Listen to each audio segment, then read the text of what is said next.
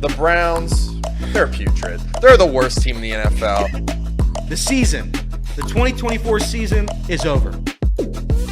Lamar Jackson can't win the playoffs. He'll win a third MVP, though, so that's great. Drew Sample is the most important piece of the Bengals offense next year. Go Joe Burrow. He deserves to be MVP. I wish he was the Browns quarterback. Kind of mean that. If you're looking for the most reactionary, silly, and unserious show on the internet, then you're home. Live from Hamilton, Ohio, it's Off the Bench by Chatterbox Sports on 1410 ESPN Radio. Yo, hello and welcome in to Off the Bench, presented by United Dairy Farmers. Reed Mouse filling in for Justin Kenner. Whoa! On this lovely Friday. It is an exciting Friday because we get our first big taste of college basketball in the city. We got UC, the Crosstown Showdown, Classic, Shootout, whatever name that they wanna call it. Back to the Shootout. I don't know if it ever really changed names. It did. It changed for a little bit. It changed names. Was it Showdown? It was Showdown because I think Shootout was too violent. We got a little woke in the city. Yeah, but then we got back to the violence. But then we're like, blah, blah. Then Luigi. That's it. Yeah, okay. That's exactly it. Luigi came out and gunned down the United CEO with a blick and a shh on a Wednesday at 7:30. We're having fun here. We're going to have Charlie Walter coming on in just 15 minutes. Elliot Rearing's going to interview Charlie Walter, anticipating the big Crosstown Shootouts. We're also going to talk about the recent news about Joe Burrow kind of stepping forward and kind of addressing for the first time in his career what the team needs to do roster construction-wise, all these things about T. Higgins coming out. I've got an opinion that might not be popular in the Bengals fandom. Might not be popular. We're also going to talk about Bengals-Steelers this Sunday. It's the first time that I'm not going to Nashville for the Bengals-Steelers game. We played there 3 straight years. It's the first time that I haven't been there since the divisional round back in 2021. But it's an exciting show for you guys. I'm happy to be here. We got Jacob Tissett, Elliot Rear, and Casey McAllister in the house. You're wearing your Rob Lowe hat. I am. Showing off some Dayton support. Rob Lowe's from Dayton. Is he? I didn't know that. Yeah. Look at that. You have just a Rolodex of celebrities in their hometowns in your brain. It's crazy. You'll pull out Ohio hometown celebrities like it's nothing. So what show did Rob Lowe become famous on? I mean, he was on different things, but his probably most prolific role is West Wing. And the lead character on West Wing is President, I forget his name, Tobias, something like that, is Martin Sheen. Okay. Martin Sheen, also from Dayton. Oh, would you look at that? They grew up 3 houses down from one another. Oh, that's crazy. They didn't. Rob Lowe grew up 3 houses down from Martin Sheen because Martin Sheen's a lot older. Interesting. But yeah, Interesting. there you go. Would you look at There's your little tidbit. I got all of that. I'm glad. Is Rob Lowe a Bengals fan? I think he's just a fan of the game. Just a fan of the game. Yeah, no, he just as he's wearing supports the umpire, ball. Yeah. the umpire hat. Elliot, I like the Potters National hat Yeah. you're rocking today. Thank you. Wow, what a special day it is. I'm wearing blue sweatpants with a black sweatshirt and a white hat. So we're going all the different types of colors today. I like That's what that. we're doing. That's good. You gotta listen. It's like I'm not colorblind, so You just lost power this morning? I get to see them all. What was that? No lights? No lights. Well, this morning when you were getting dressed? Correct. That was it. Gotcha. That's exactly what it was. But yeah, it's a very special day. It's like Christmas Eve. It's the night before the shootout, and I'll tell you what, I'm very excited. This is our year. For the first time ever, this is our year. There was some Crosstown Shootout trivia that was brought up outside the studio yesterday. Came on up. I forget the name, but they said, do you know who the last UC Bearcat to have a winning record against Xavier was? Oh, this is going to be a hurtful stat. And it was, I forget the name. It was a kid from Lakota, before Lakota split apart. But it was dating all the way back to the late 80s, early 90s. Ooh. Was the last 4-year player to have a winning record against Xavier. So it's been a long, tough side for Well, we start it right now. Here we go. Call me crazy. I just think this rivalry's lost its luster. Yes. I genuinely did not. So Jason Williams, we could talk about that article later on. I didn't read it. I saw people having very harsh opinions about it, about how the Crosstown Shootout isn't what it once was. It needs more hate, some good, what's the Georgia Tech-Georgia rivalry? Good, clean hate or whatever old-fashioned it is. hate. Good, clean, old-fashioned hate. That's what this rivalry needs. And it is funny that us as fans of both Xavier and UC hate how that's brought up. And it's brought up every year. And a general rule of thumb to live about life is that if a lot of people keep saying the same things about you, if a lot of people keep holding the same opinions about you, it might be true. But I won't get into that. We do need a little bit. We'll talk about that later. We need it to be a little bit more of a rivalry. Is all I'm saying. Right now, it's just a relationship. That's a fair point. Just That's a a fair relationship. point. It hasn't been. I mean, it Hammer hasn't and a been a nail. fight. It hasn't been a fight for a long time now. 5 straight losses. It's been a disaster. So I'm hoping this is the year. Wes knew when he took this job how important it was to beat Xavier, and he hasn't done it yet. I know he cares about it. I know he's trying to win it. I know the guys on the floor are trying to win it. Xavier just has our number, and they'll have our number until I see otherwise. It's like every sports team in this city. Until I see my team actually succeed, I'm not going to believe they can do it. Unless it's the Bengals, then they will succeed, and you still won't That's believe true. in them. But you guys, and again, it's 100% fine to celebrate back-to-back AFC Championship appearances. It is. It's no other team, or I shouldn't say no other team. There are teams in the league that certainly don't get to do that, and we got to do that, which is pretty damn cool. But I'm still of the belief that if you don't win that last game of the season, what have you really done? What have you really accomplished? I think that you are grading on a curve because I think that if the Reds won the National League Central in back-to-back seasons, and that's a much lower Absolutely bar. not. You'd be celebrating way more than how you are celebrating. I will admit this. Absolutely not. If the Reds won the back-to-back NL Centrals and then didn't win a postseason series, I don't care. I don't care at all. If they got to failed. back-to-back National League Championship Series, you absolutely would care. Making one World Series. And making one. You absolutely would be all on board about how successful that team has been over that time. I still, and maybe that's true, but it's like I don't think I would celebrate. Like I wouldn't, like after we lost the World Series, I'm not coming to next year and celebrating that. Well, listen, when I cheer for a loser franchise, which I'm sorry to say this about the Cincinnati Bengals, we are a loser franchise. We don't get the term Bungles for nothing. When I cheer for them, you take what you get. You take what you get, and if it's back-to-back AFC championships, I'll take it. Although I saw this stat, and I have an opinion on your fandoms, Elliot, in a second. But I saw this that Chicago sports has won 4 playoff games since 2017 as a combined. Bulls, Bears, White Sox, Cubs, the whole lot of them. And the Bengals have won more playoff games than the entire city. Blackhawks too. The entire city of Chicago, which is just insane to think about how bad that city is in the dumps. The take I was going to give about your fandoms is it is a delight, an absolute delight to see how much this game, this Crosstown Shootout, truly means to you because you wear it on your sleeve. It hasn't been going your way, but I'm saying I feel like a lot of times you are disassociated as a fan. Not Jacob, I see it all in all the time. I feel like you are.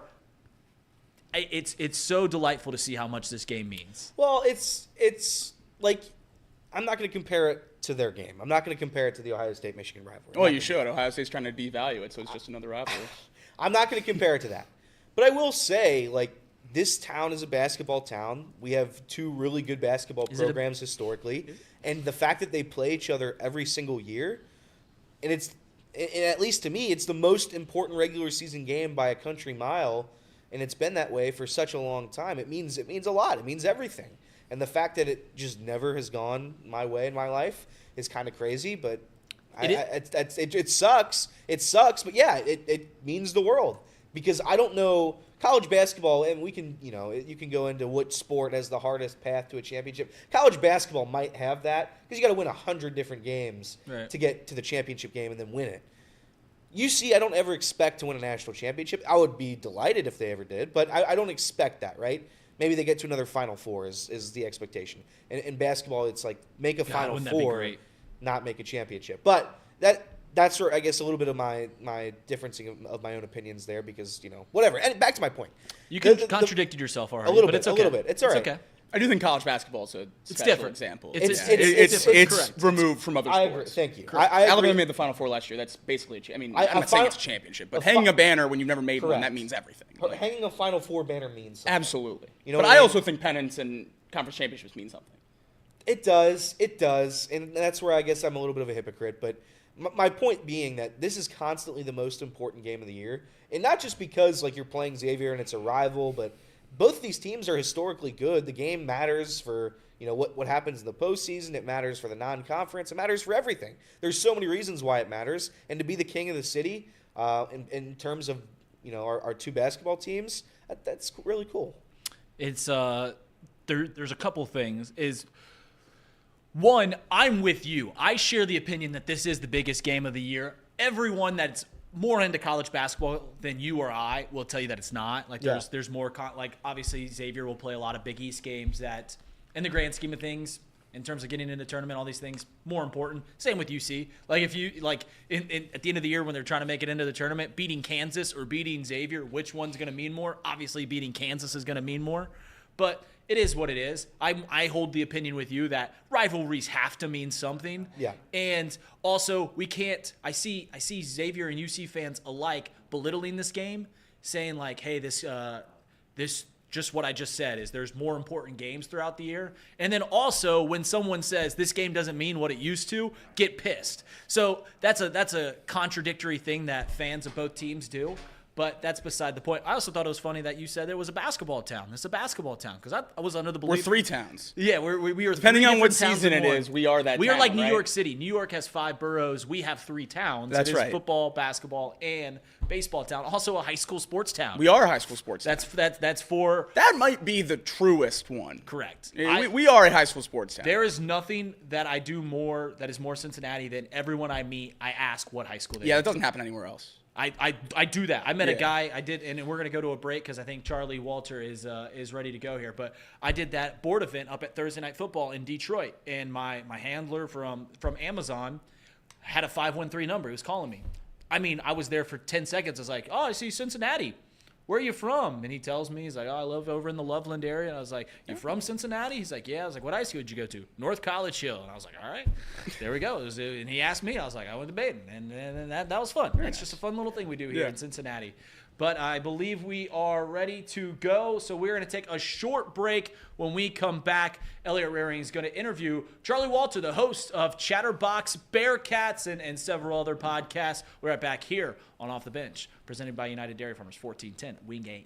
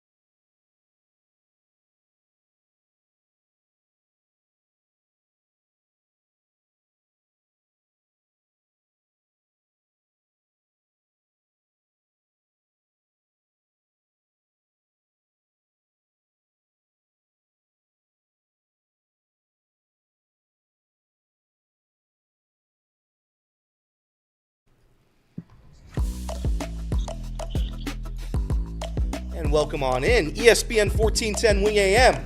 We are Chatterbox Sports Off the Bench, presented by United Dairy Farmers. We now welcome in a very special guest. Maybe the most special guest we've ever had. It's Charlie Walter, co-host of Chatterbox Bearcats. He's been running the ship for the better part of 2 years now. Charlie, how are you doing? It looks like it's pretty cold in your car, yeah? Yeah, I could see my own breath. I was trying to get a sneak attack of just enough heat before we went on the air, and you said, "Let's go, chop chop, brother." So I said, toughness prevails in the shootout. I'm gonna fight the fight.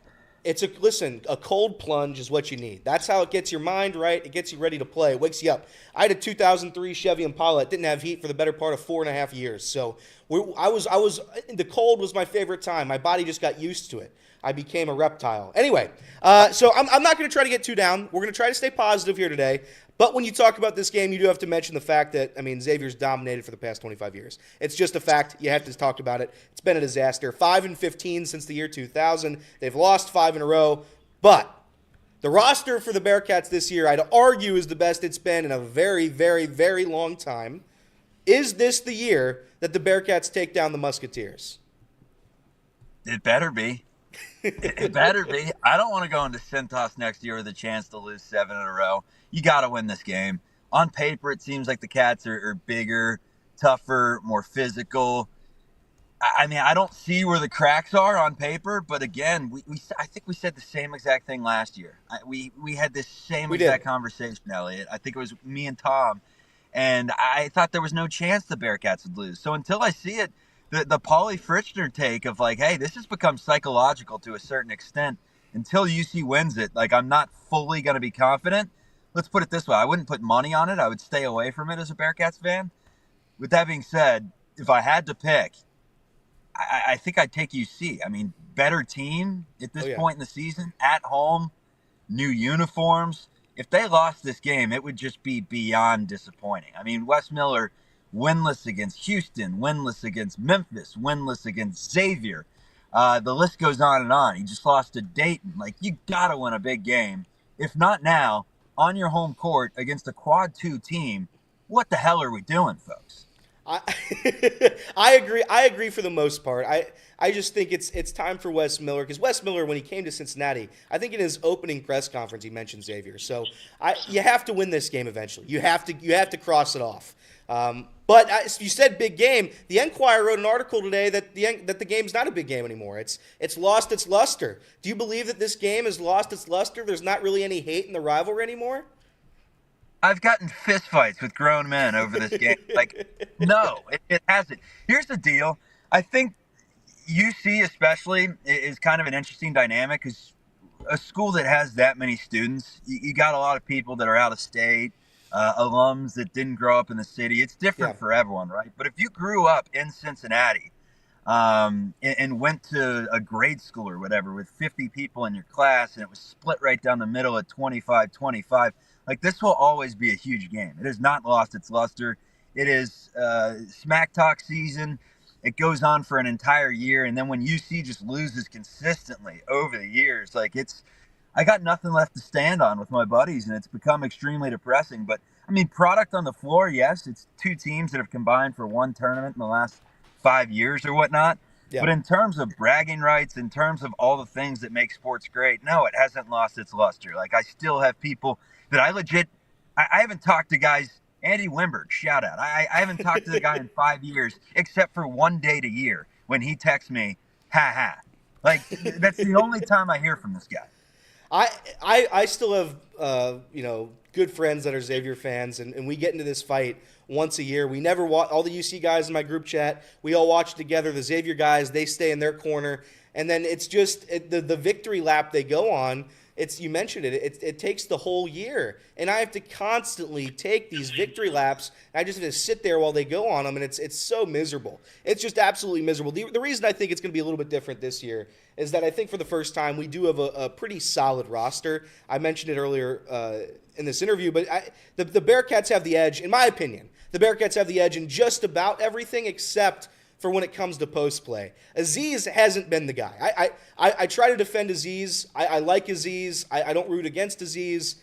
He's 7 feet tall. The only thing that he can do, literally the only thing, sometimes he puts up a hand, blocks a shot. The only other thing is you can lob him a ball and he'll dunk it in. He can't score. He has no move. He doesn't rebound. He's a 7-foot center in the Big 12.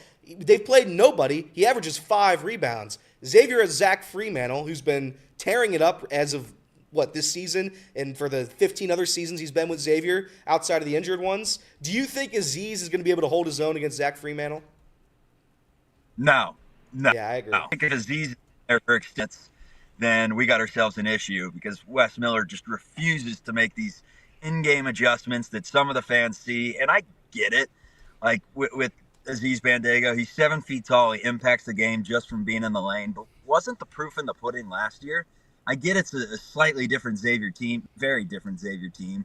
But the coaching's the same. They're still going to attack Aziz the same way, and he was just a no-show. It went from a couple games prior, Georgia Tech, holy, Aziz is going to change the entire makeup of this team, to what the hell did we just watch? Like, it was one of his worst performances of the season. I think there are certain teams that you run him out against. I think with Xavier, you experiment with him off the bench. I think you go small. Mitchell at the 5, Skillings at the 4. I mean, Mitchell's 6'8", Fremantle's 6'9". Just match size with size. You don't need to be so much bigger. Try to impose your will physically, because Aziz isn't physical. We all know this. And the high flying, the domination that we saw from the Bearcats in every non-conference game, that came to a screeching halt in Villanova. I think we saw one dunk. The offense was stagnant. It was once again, half court, passing the ball around the perimeter, chucking up threes, missing it. Giselle James missing mid-range shots, even though he was the only guy that could get off a shot. So I think you just need more offensive threats on the floor. Aziz is a nothing burger when it comes to offense. Sean Miller's a good enough coach to where he's going to sniff out that pick and roll just like Villanova did. And quite frankly, Mitchell and Skillings and all these guys can run the pick and roll at this point. It's an athletic team. It's a long team. Don't buy into that you need Bandego for 25 minutes on the floor. I don't believe it. We'll see you in the Grambling State game, Aziz. The one worry I have, and yet they are athletic. It's like I said, talent-wise, UC's not lacking in talent. The one thing Xavier just consistently has year after year, and we talked a little bit yesterday with Paul about it, it was free throw shooting. UC is a bottom 5 free throw shooting in the country. Do you know how hard it is, truly, how difficult it is to be 5th worst, 4th worst in free throw shooting when there's 364 programs? That's impossible. Dylan Mitchell, I love Dylan Mitchell. We've seen more from Dylan Mitchell this year than we've seen from players, from a single player over the past 5 years combined. This has been an incredible season from Dylan Mitchell. He's 3 for 19 at the foul line. It's something you can't have happen. So when this game is close down the stretch, and it will be because it always is. I think Paul yesterday said SQ. What's the Ken Palm has the spread at 9.5. That spread can't be 9.5. I refuse to believe it's 9.5 for the Bearcats tomorrow. It's going to be close, and if it is close, you have to favor the Musketeers, right? I mean, they have to make a foul shot. Yeah, and history said Muskies just have the winning DNA down the stretch of this series. I mean, they've won every single-digit game aside from the Troy Copain shot year at Old Fifth Third Arena for that blackout. I don't think it should be close. That's the thing, Elliot. I don't think Xavier's as bad as even some of their metrics are saying right now, as bad as their record shows. I think they're going to be a fine team when the season's all said and done. I just do think Cincinnati's better. And it's on their home floor. I'm a big wager guy, Elliot. I know you sprinkle on a wager a few times. And when you sprinkle on wagers, you factor in home floors, right? You very rarely take a team money line on the road to win a game that's getting 9.5 points. You very, very rarely do that. In this series, how could you not? You got to take the points because for whatever reason, Cincinnati's never really put it together. It's not just the fact that they lose these games. It's how flat they come out. It's how physically unimposing they come out. Xavier, for all the finesse that we think they are, and they just shoot threes and win this series. I mean, they've been bullying Cincinnati for a while now. Yeah. Even some of UC's most physical teams. When Cincy came into Cintas the year we lost to Nevada with Evans and Kyle Washington and all those guys, it was the high flying Macuras of the world. It was Jalen Reynolds. It was Xavier's just better. They got better basketball players right now than UC.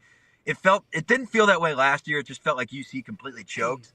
They were not playing their best basketball at that point, post Howard. But right now, they're not playing good ball. They picked it up in the second half against Howard.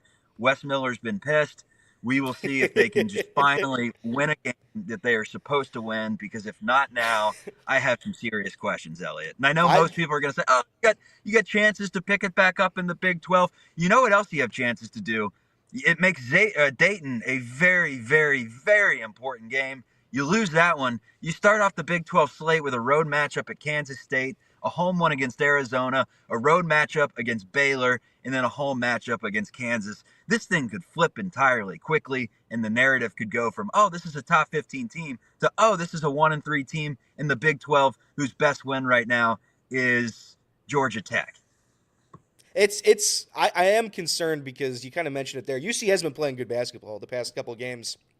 Though they cleaned it up a little bit at the end of Howard, I still would argue it's just not what we've seen or what we could see. I know haven't had Dan Skillings, and maybe that'll change some things up tomorrow. That's a big X factor. Yeah. It's massive. But Xavier is playing, as of right now, they beat a team by 400 points at home, and it's the most points they've ever scored. I'd argue that could be a detriment to Xavier coming into this game. But saying that, they're certainly the hotter of the two teams as of this very second. Last year, and I think for 5 years now, UC has not been able to win a first half. They just don't do it. They don't win first halves. They come out slow. They can't make three-pointers. They can't make shots.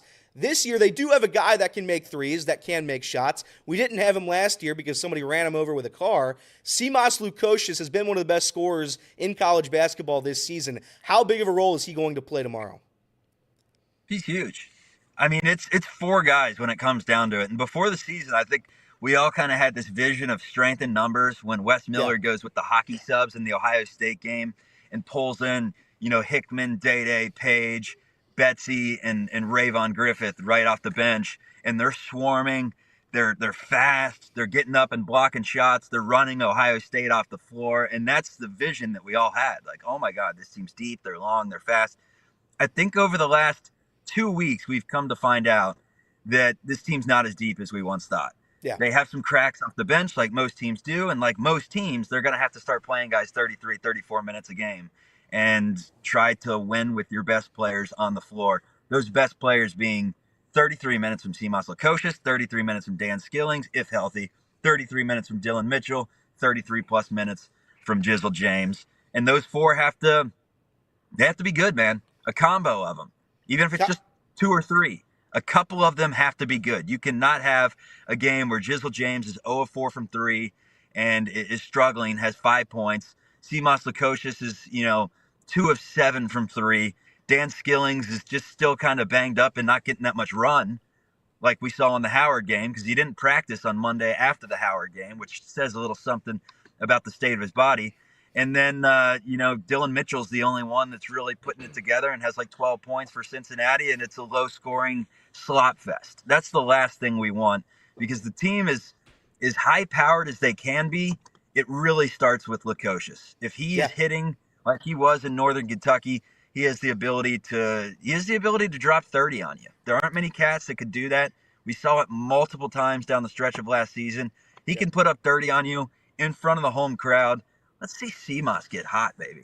Do you think his success this season has kind of – I don't want to say it's killed Hickman's season. I think Hickman can be a good player down the stretch, and we'll see if maybe just an absurdly slow start. But I do think Simas filling the role of what Hickman probably was brought in to do, which is make a ton of three-pointers, maybe that hurt him a little bit, but Hickman has been a non-factor to start. Is there a chance we get a little bit of a wake-up game tomorrow, or is it just not going to be Hickman's year? I don't know, man. We've been struggling with, outside of like Landers Nolly and now Dylan Mitchell, we've been struggling with a lot of these transfers under Wes Miller. I mean, going back to Rob Finnessy, I know he was hurt. There's a blast from the past. What a name. Lou Zipke, completely different position. But a lot of the guys that he's brought in to kind of fill these roles have not transitioned well in this program for whatever reason. A lot of time for Hickman, but it doesn't make me feel good that they just went through the cupcake portion of the schedule. And aside from Georgia Tech, didn't really show me anything. Yeah. The nice thing is he's formidable out there defensively. So it's not like he's a complete traffic cone that just can't play on that end of the floor and he's a liability. Like, he's fine defensively. He's got a 40-inch vert. He's athletic. He's not, someone that can't play athletically and run with these guys. The issue is he just doesn't bring anything to the table right now offensively. Yeah. And what was their issue against Villanova when they scored 60 points? They needed someone to put the ball in the basket. They didn't have Dan Skillings, so you kind of had to run him in that situation. But I'd like to see more Day-Day Thomas at the 2, the Thomas, Jizzle James lineup combo. Beat him with speed, try to get out in transition, get the lobs up, get easy buckets. That's what Cincinnati can do well this year with their athleticism. The half-court game, that's where you would think Hickman would shine, but if he can't make a shot, he can't shine because that's what he was brought in to do. We're going to end it on a high note. Let's do a final score prediction. I asked Paul yesterday. Obviously, that guy, he predicted Xavier to win. Final score prediction tomorrow, Bearcats Xavier. You know what? I've been switching this, and I don't want to mush things, but I'm just going to go with a laugher. I think Cincinnati's finally going to get it off their back. Let's go 77-62. I think they cruise. Oh boy! All right, okay. So you're saying honk for the Bearcats. You're saying if that spread's 9.5 tomorrow, we're taking it, or tonight, we're taking it. No. Stay away. 5 line, folks. That's what you do in this series. Because if Xavier gets off to a hot start, you're screwed. You know that. Hedge, run. But if Cincinnati can win the first 10 minutes of this game and go up by 5-6 points, get some momentum, because it always starts off either Xavier goes up 12-2, or UC hangs around for a couple TV timeouts, and then at the under 8 mark or something, Xavier just kind of runs away with it. Next thing you know, it's an 11-point game, and we're all looking at each other with 30 minutes left in the game. Any other team, we say we have that false delusion where it's like, we're going to come back. We got to run us. We're the Bearcats. Against Xavier, we go down 11. It's like, well, we'll see you next year. Turn your phone off for the weekend. Well, thank you, Charlie. Actually, Charlie, real quick before you go, UC football, I guess Satterfield's cleaning house. Did you see the news today? It just dropped 8 minutes ago, but co-DC Nate Fuqua fired. That's coming off Terry Combs' firing as well. So UC football just keeps going down the tank. See, here's the thing. Our other member of Chatterbox Bearcats, Eric Lilly, who's the positive guy. I try to be the realist. Okay? I'm the pendulum swinging. I'm the delirium at Kings Island. I go up, and then I go down based on how the day's going. And it's been a lot of down lately. But he seems to think that Cincinnati's in the mix with a lot of nice transfers. We just plucked someone from Ball State. I mean, you can laugh, but he was first team All-MAC. I think Ohio State was in on him. So, I mean, we'll try to look at the positives that they are taking some of these guys away from Power 5 schools, but the next week's going to be very, very interesting. If Royer comes back, then it's like, all right, you saved Royer, you saved Gerhardt, you saved Corleone coming back to the program. That means that it's not an internal culture thing, something like that. It's just a matter of not having good enough players. So you got your QB1. Granted, didn't look great to end the season, but there were points of last year. It was like, Sorsby's kind of nice. And at the very worst, we saw some ability with his legs towards the end of the season. So get some receivers in. They're not going to fire Satterfield, so what's the point of me bringing the pitchforks out? But yes, if things go the way they are going, I will be leading the Barbarians to the gate quite a bit next season. What happened towards the end of this year to our beloved Bearcats was, quite frankly, an abomination. One more victory honk for the Bearcats, and we'll let you go. All right, now I got to go. Now someone's looking at me. Sorry. We'll see you, buddy. That's Charlie Walter, co-host of Chatterbox Bearcats, ESPN 1410, Wing AM, Chatterbox Sports, Off the Bench, Reed Mouse, Jacob Tissett, Casey McAllister, Elliot Rearing. We're going to take a short break. We'll be right back with you.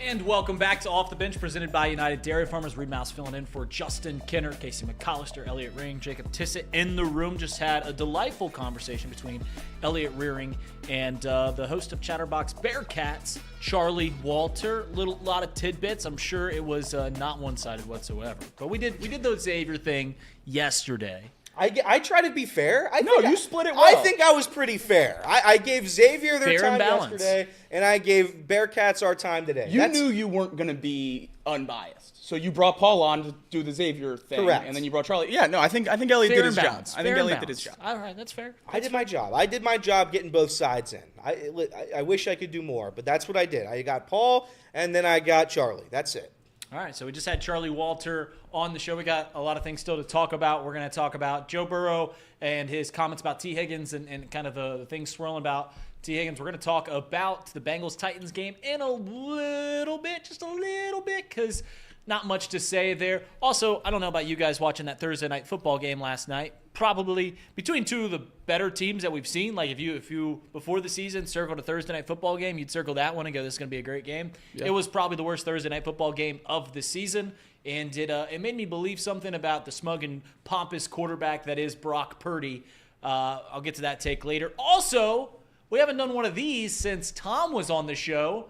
But we're going to do a Reed's 5, a Reed's top 5. Yes. So that's going to be, I just recently found out that Reds Fest is not happening this year. So I have a top 5 things that could replace Reds Fest this winter. So stay tuned for that for the radio listeners. I used to do a top 5 about very serious things in the world wide of sports. And we're going to get to that. We're going to get to that later. I feel like, and by the way, not that I'm the owner of a franchise.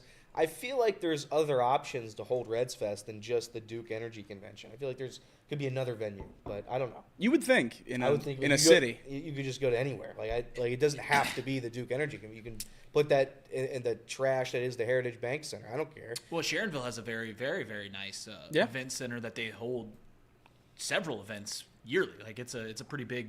It's a pretty big deal there in Sharonville, and that's 10 miles up the road. Yeah, I don't know if it's a contract thing or what, but it seems strange, lazy almost, to not have Reds Fest. If it's Duke Energy only, then that means next year would be in jeopardy too, right? Because of when it's projected to be done.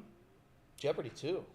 I'm saying this year's already yes. canceled. Yes. The year after would be in jeopardy. How did it? Yeah. Come on. I like how he thought The sequel? The sequel to Jeopardy. They're like, put Trebek's back. No. Yeah, no. So it could be a 2 years no Reds Fest ordeal. That'd be unfortunate. Spooky Nook in Hamilton. Ooh. Bring it in here to Hamilton, not just a stop on the caravan, but actually bring it here to Hamilton.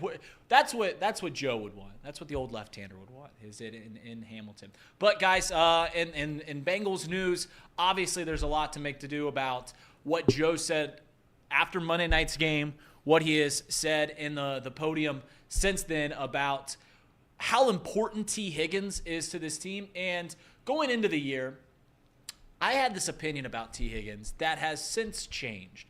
And my opinion was that the money that he wants and the money that he's rightfully deserves, we just couldn't pay here in Cincinnati.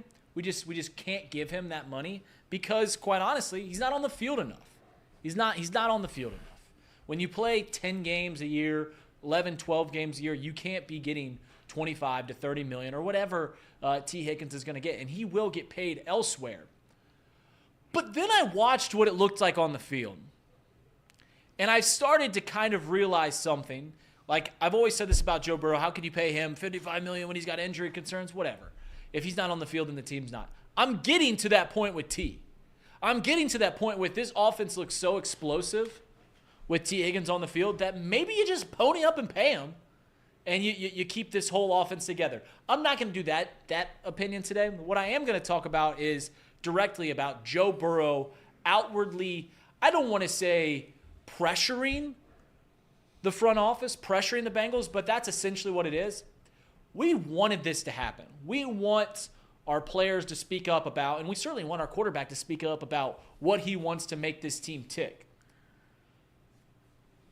My opinion is that's great. I believe in Joe. I love Joe. He's probably my favorite athlete ever.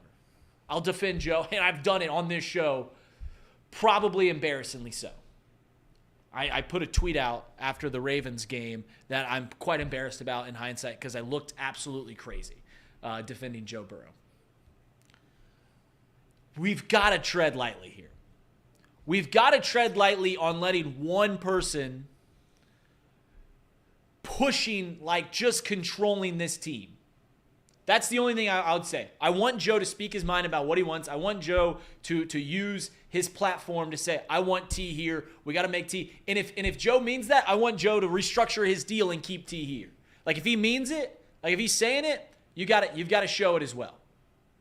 I just don't want to create an Aaron Rodgers. I don't want to create that. That's where I'm scared. Because I've seen multiple teams in years past give pretty much the reins to one person. The Jets did that with Aaron Rodgers.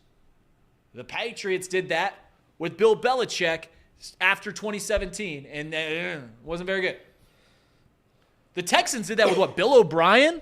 Not very good. Yeah. You can't give the key. You can't let one person control the entire organization. Yes, his opinion should hold serious weight. And if what he's saying he means, then Joe, you're going to have to change something too. Like if you need T here, do what others have done. Do what Tom has done and restructure your deal to keep people around. But am I being a joke? I don't think I'm I don't think that's crazy. Joe. I just don't want one guy. I don't want to create a prima donna here in Cincinnati. I love Joe. I don't think he's that kind of personality. I just don't also want to actively facilitate that. Why did that happen in Green Bay, and why is it kind of happening now in Cincinnati? It's because neither team at that time had faith in their front office. Green Bay continually did not give Aaron Rodgers the help he was asking for and needed, and the Bengals have missed on draft picks and free agency time and time again. I think that's absolutely a concern to give a player roster control. The guys in the front office have to be trusted enough that they can control the roster. But Joe Burrow's opinion and input certainly has to matter. That has to be something you hold with a very, very high regard, with a lot of weight. And if he says T. Higgins is in need, I think you make a good point that you do have to ask him to restructure his contract. I think listening to those conversations Joe and Jamar were having yesterday, Joe Burrow continually saying that he's in need, Jamar Chase emphasizing that it is possible to get both of their deals done at the price points at which they want.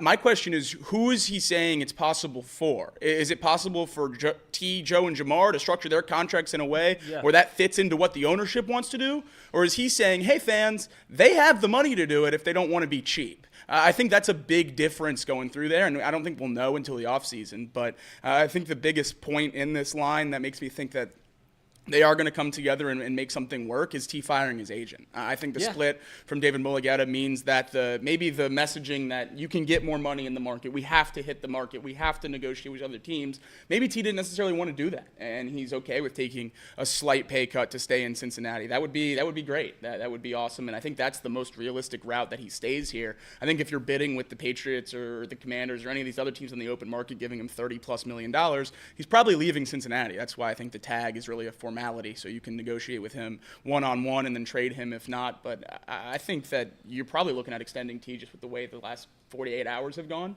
Zach Taylor is probably first in the line of I need to bring back T. Higgins. Yeah. I'd imagine, because, Zach Taylor has one job, and it's to run the offense. Offense looks pretty damn good when T. Higgins is out there.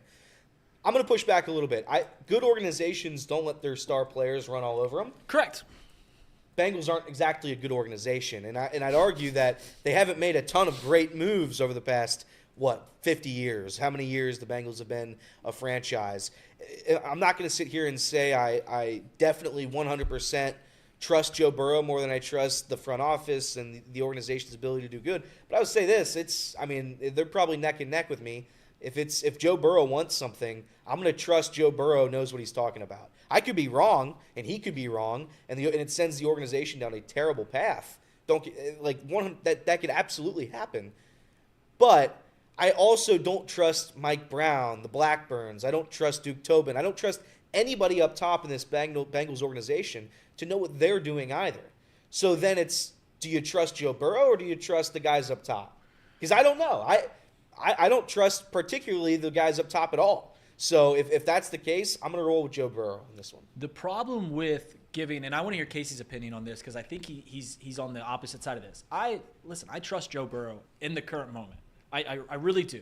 And like I said, and like we've all said, we want him to share his input because he is so fundamental. He is, the great part of this team, right? The reason that we think that we can get to the mountaintop someday is because that blonde dude, number 9.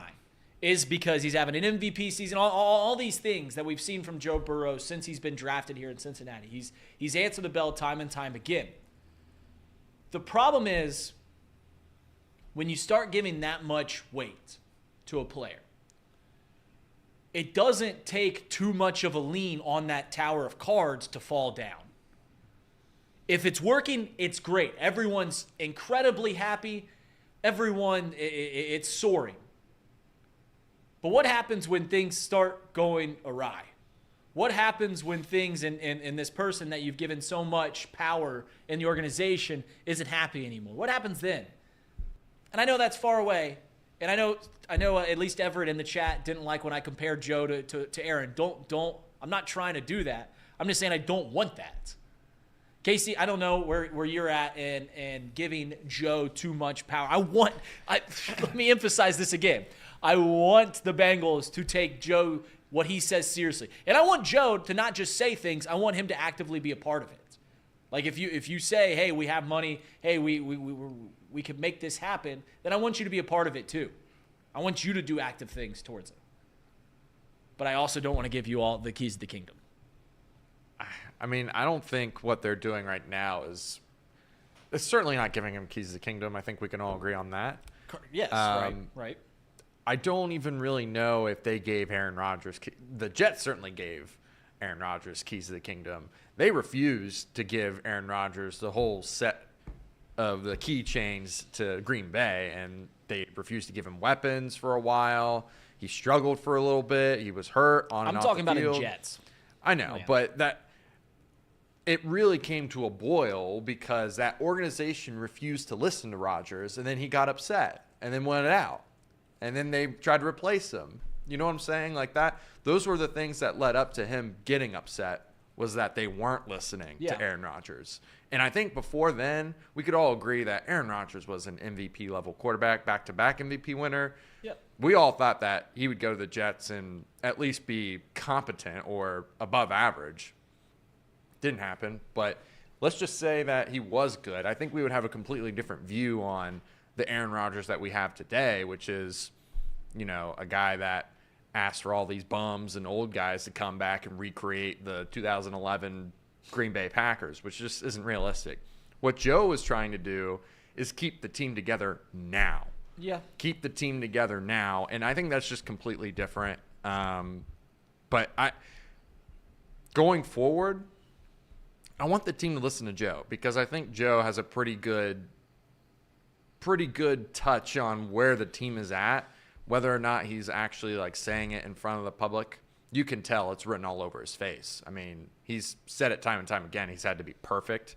I think he knows that part of the issue with T leaving is that he has to be even more perfect. Mm-hmm. He has to be unbelievable. If T leaves, then that just makes it that much more difficult for him to perform at the level that he's performing at. So I don't know. I don't think that that's crazy to think that he can have a bigger voice and a bigger control, a bigger swing on what the front office does, because I don't know if the front office knows what they should do because there's so many holes on the roster. They should be given some direction by the leader of the team. So here's the thing, and I'm going to quickly say this about Aaron Rodgers, and I want to jump off because I don't want this whole conversation of and I know that's one of my main points, but I don't want this whole conversation to be we can't make Joe and Aaron Rodgers. Here's the thing. Yes, the Green Bay Packers didn't give in to Aaron Rodgers' demands while he was in Green Bay. I think there's a false memory of what happened in Green Bay with Aaron Rodgers. They made 6 NFC championships in a decade. 5 in a decade. That's a pretty good run. So let's not act like it was a complete abject failure. And then, so he leaves because he wasn't happy what was going on there. And he goes to a team that lets him do whatever he wants. That team is now in hell. That team, the New York Jets, before he got there, were terribly ran. Now he's pretty much running the show, and they're even more terribly ran. And they're going to ask him to leave probably at the end of this year. And what happened to the team that he wasn't happy with? Oh, wow. They look like Super Bowl contenders in the Green Bay Packers, bringing in a new Jordan Love. So that's what I'm going to say. I'm going to quickly hop off that because I just don't want this whole thing to spiral into a Joe Burrow, Aaron Rodgers thing. I just am weary of giving Joe all the power. Any organization, if you give one dude all the power, you better hope that that's the right guy. You better pray. And Joe might be the right guy for that. He's as close as we've got in this city. But you just got to be a little weary. No organization that is ran unilaterally succeeds. Not in the NFL. Not in the National Football League. You look at the most successful team of our era, Patrick Mahomes, sure, he pulls a lot of strings. Sure, I'm sure they listen to him. Andy Reid doesn't have anything really to do with the roster control. It's 3 heads of that organization. They've got a great GM, they've got a great coach, and they got a great quarterback, and that's why you win. And granted, it seems like we've only got one of those 3 of that recipe, right? We only got one person running the person running the roster control. We certainly don't believe in. The coach depends on who you ask, and we all like the quarterback. But you just can't in the National Football League have one dude unilaterally running the show. And that's what I'm wearing. I want to take his opinion. I want them to, if they want T, sure. But every opinion that Joe has, he can't just stand up on the podium and go, I want this, and I want this, and I want this, and I want this, and strong-arming the team into doing whatever he says. That's it. All right, we're going to take a short break. When we come back, we're going to talk about that atrocious football game that was Thursday Night Football between the San Francisco 49ers and the Los Angeles Rams. And I'm going to talk specifically about a smug and pompous quarterback, Brock Purdy. We'll be right back on 1410 Wing AM, off the bench, presented by United Dairy Farmers.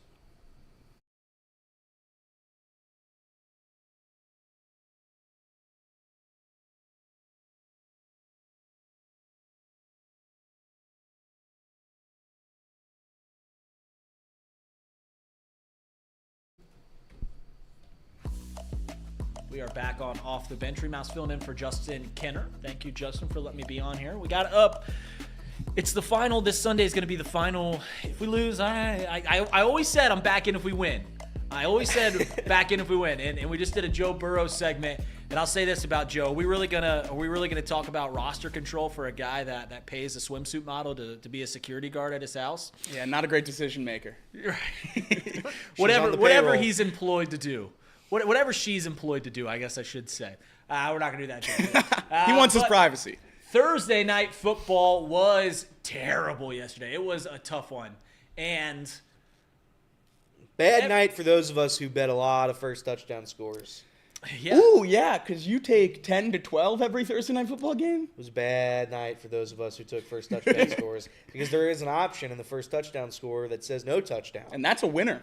And that was the one that won. So they don't vote. What are the odds on that one? But had it been? It's not the furthest. It's like 40. It's normally like 50 to 1, something like that. Right? I got so it was 100 to 1. It was 100. Was it really? I think it was 108. Last night's game was 180 to 1. It's usually around 50. So you put a Alexander Hamilton on there. You got 1,800 coming back to you. That's right. I think it's more. They were doing the betting. Who's the betting guy? Darren Ravel. Sorry, Darren Ravel and all the betting guys. They were taking out bet MGM, one guy, bet 25 to win $5,000. Oh, so, baby. Good luck to them. But my point being that I had 2 first touchdown scores before the game, and then we get past halftime, and I'm like, somebody's going to score. I took a bunch at halftime. Somebody's going to score. Nobody scored. It was a bad football game. Punt. Stafford looked terrible. Cooper Kupp didn't make a catch. 49ers are really bad. 49ers, I gave this take before the show today, Reed. I think the 49ers, what's happened to them this year, all the drama, their record, the injuries, everything that's happened to them this year, that's a far worse season than the Bengals are having.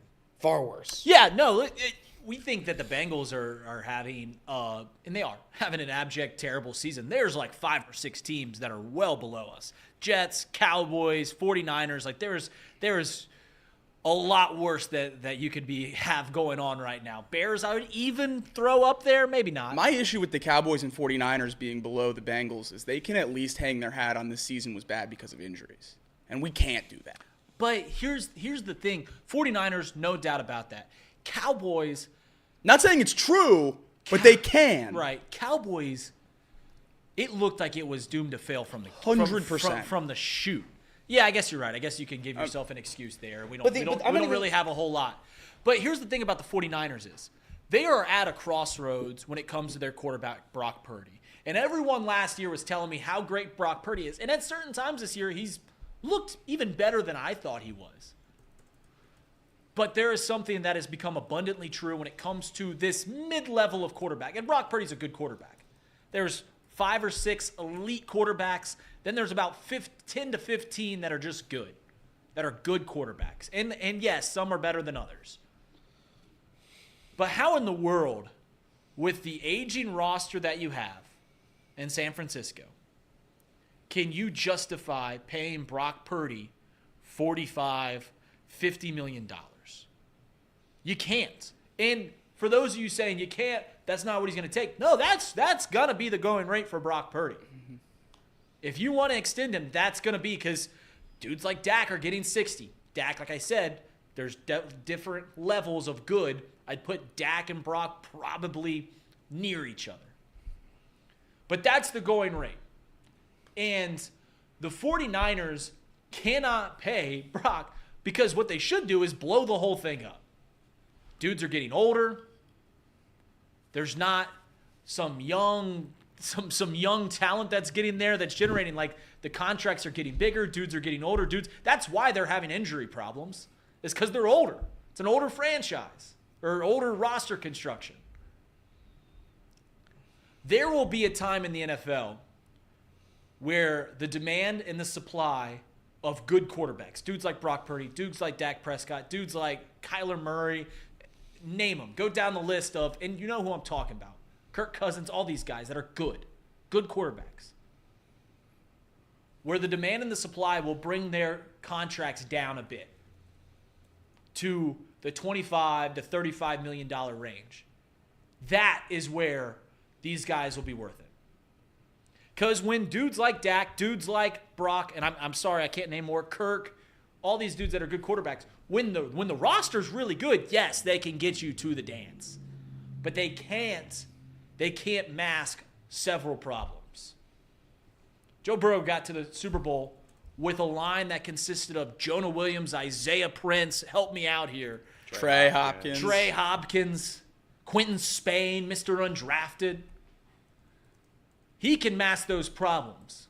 Dude like that, Brock Purdy can't mask those problems. And yeah, you could point, Joe Burrow can't mask his defense. Yeah, there's about 12 problems there. I didn't say he can mask half the roster. I said he can mask problems. Dude like Patrick Mahomes with bad tackles. The Chiefs have a bad tackle room. Chiefs don't have a whole lot of weapons on the perimeter. He can mask those problems. Josh Allen can mask a lot of problems. Brock Purdy can't mask those problems. Dak Prescott can't mask those problems. Yes, when the tide's high. Jared Goff even, who's really, really good at the top of the really good tiers of quarterbacks. If there was several holes in that Lions roster, no one would be talking about them like like serious Super Bowl contenders. Yes, you can ride those good quarterbacks if the roster's there, but they can't mask those problems, and there's going to be a lot of problems with Brock going forward. What I'm saying is there will be a time similar to what running backs are right now, where we for a half decade we said running backs don't matter, running backs don't matter, running backs don't matter, and then you get to where you can get Saquon Barkley and Derrick Henry for $14 million, and you can say, oh, that's a pretty good deal. That'll happen with these good quarterbacks. There will be a bubble to where they stop, to where multiple teams give these good quarterbacks huge contracts. Then the bubble will pop, and they'll come on down to the Baker Mayfields for $35 million. That's a good contract. Geno Smith even, $25 million a year. That's a good contract. You can't get Brock Purdy $50 million. You simply can't. I think that the issues with the 49ers now are deeper than just like a quarterback. They all seemingly hate each other, and it's not all of them, but Deebo Samuel. What do you have with Deebo Samuel? A ton of drama off the field. He hasn't been particularly good on the field. Ayuk's drama-filled. Brandon Ayuk, drama. Who's the guy last night that didn't want to go in the game? Devondre Campbell, but I would imagine they're not going to have to worry about him in the locker room. No, I imagine not too much for any. But they got guys not playing. Yeah. Just saying, I don't want to go in the game, coach. Nobody says that. Nobody's ever said that. So Antonio Brown might be the only one to ever do that nonsense. Vontae Davis, Colts corner, retired at halftime in 2018. But that's okay. If you retire at halftime, you're allowed to do it. You're allowed to pull yourself. Okay. Actually, we had that just happen this year. Deontay Johnson, right? Deontay Johnson. But he was mad at the coaching staff. Devondre Campbell, I think he quit. I think he just quit. He was like, I don't want to play anymore. I think he's just done with football. I think the 49ers issues go. Wasn't that retirement? But he hasn't retired. Huh. The 49ers issues go far deeper than a quarterback. So if I were them, it's time to clean house. It's time to get rid of Shanahan. He tried his best. Shanahan's the greatest coach to never win a Super Bowl. And I don't think you can ride with Brock Purdy. He's not good enough. He's not a Joe Burrow. He's not a Patrick Mahomes. He's not a Josh Allen.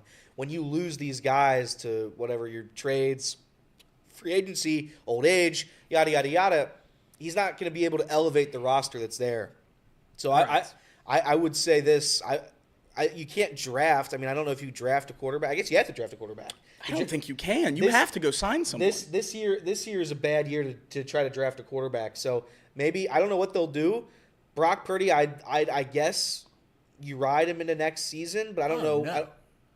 I think the 49ers should cut bait. That's what I'm saying. I think they should cut bait. That's a tough division. Their roster is loaded with major contracts. Correct. If they don't re-sign Purdy and they don't think Purdy's the quarterback for the future, they should trade everyone. 10 guys. Everyone. Yeah. I mean, you have Trent Williams, Warner, $21 Bosa. million. Travarius Ward, $18 million. Nick Bosa, $15 million. Fred Warner, $13 million. Deebo Samuel, $13 million. Kittle, $13 million. You can't have that with a rookie quarterback. So this is where they're at. You're absolutely right. They have all these expiring contracts. You believe in your coach. You know that your coach, Kyle Shanahan, can lead you to being a great team. He's done it now with two different versions of this roster. He's done it with Jimmy Garoppolo, and now he's done it with Brock Purdy to a Super Bowl. So you trust your coach. If it's a couple injuries and some locker room problems that turn you from being a 13-win team to not making the postseason, cut bait with it all. Trade them all away because it's not going to get better. It's only going to get worse and older. Trade Bosa, trade Ayuk, trade Deebo, and start new. My only pushback would be I don't know that they believe in their coach. I said before the season, if this goes poorly, Shanahan and the GM will be on the hot seat, John Lynch, and a lot of people said it was crazy. I think they're both going to be fired after this year. I think firing Kyle Shanahan. He'll be hired within 24 hours. I understand the concern because he seems a little stubborn in game plan. Yes. He seems a little. It's cost him in 2 his Super ways. Bowls. Correct. Where he's just, this is my game plan. I'm gonna run it, and it wins a lot of games, and it gets to do the Super Bowl and everything like that. To where, hey, you've got to be a little more lenient. That being said, you should always, if you're gonna make a move like that, you should always think about what happens in the fallout. And if Kyle Shanahan gets fired, there will be 27 teams calling. Yeah. There will be a lot. No question about it. And yeah, the one piece that I am abundantly sure of in San Francisco's roster of turning this thing around is Kyle. Like, you keep Kyle, you say, hey, we're going to hit the factory reset on all of this. It's going to take some years. It's going to take some time. But this is a division that's getting better. I don't know what the Cardinals are going to be next year, but the Rams are going to still be there as long as Stafford's healthy. The Seahawks, I really like their roster, to be quite honest with you. I really like their roster. And maybe they go get maybe someone better than Geno Smith. Seahawks are a quarterback away from being really scary. His contract's a good contract. That was the point. Is $25 million for Geno Smith is pretty decent. But yeah, I think you just hit the factory. The whole point that I wanted to say is I don't know when it'll be, but in 5 years maybe. I don't want to put a timeline on all of it. These mid-tier quarterbacks will be a bargain in the same way that running backs are right now. Yeah. There will be. It's all cyclical. It's all cyclical. There will be teams this year seeing what the Packers did with Aaron Jones. Seeing what, not Josh Jacobs. Who's the Packers running back? Josh Jacobs.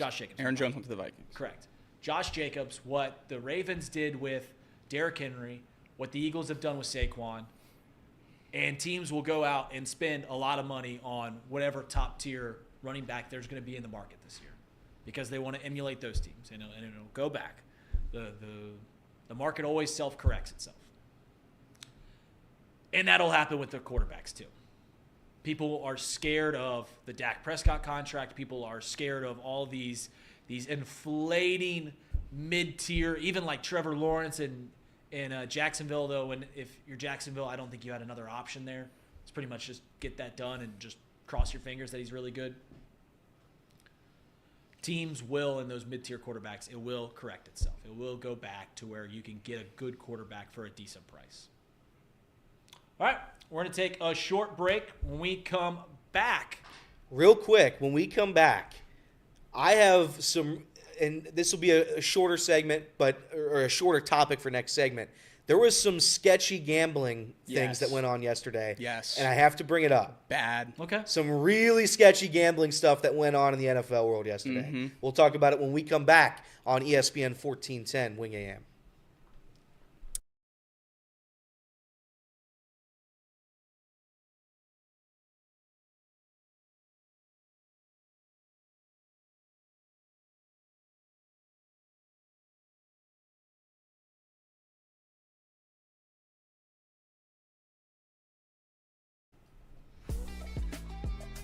Whoa, it's me. It's Elliot.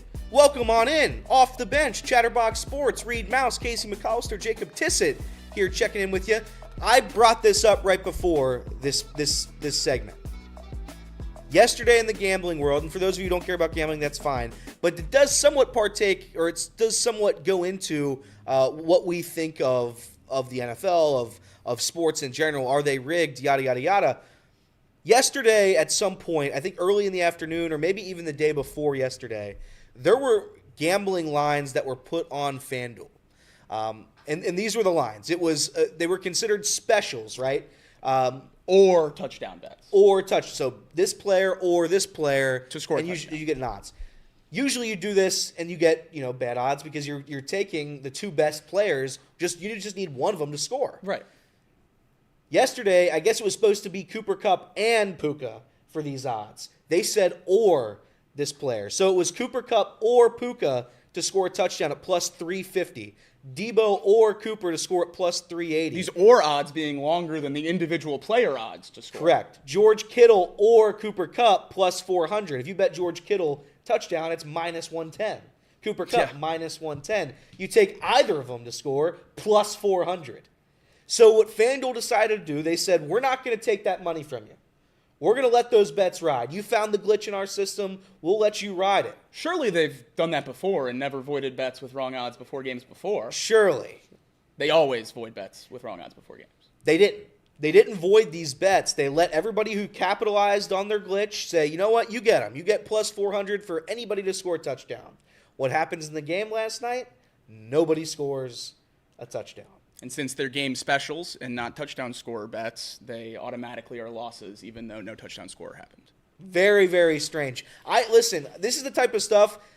NFL is listed as an entertainment company. That's what it is. NBA, same deal. All these sports leagues are entertainment companies. They are not sports leagues. This is the type of stuff that makes me think, all right. Because people were putting thousands of dollars in this. This was, I don't know what the max bet was, but people were maxing all of these because it's an absurd value to get two players for quadruple the price of what you're normally going to get. It's insane.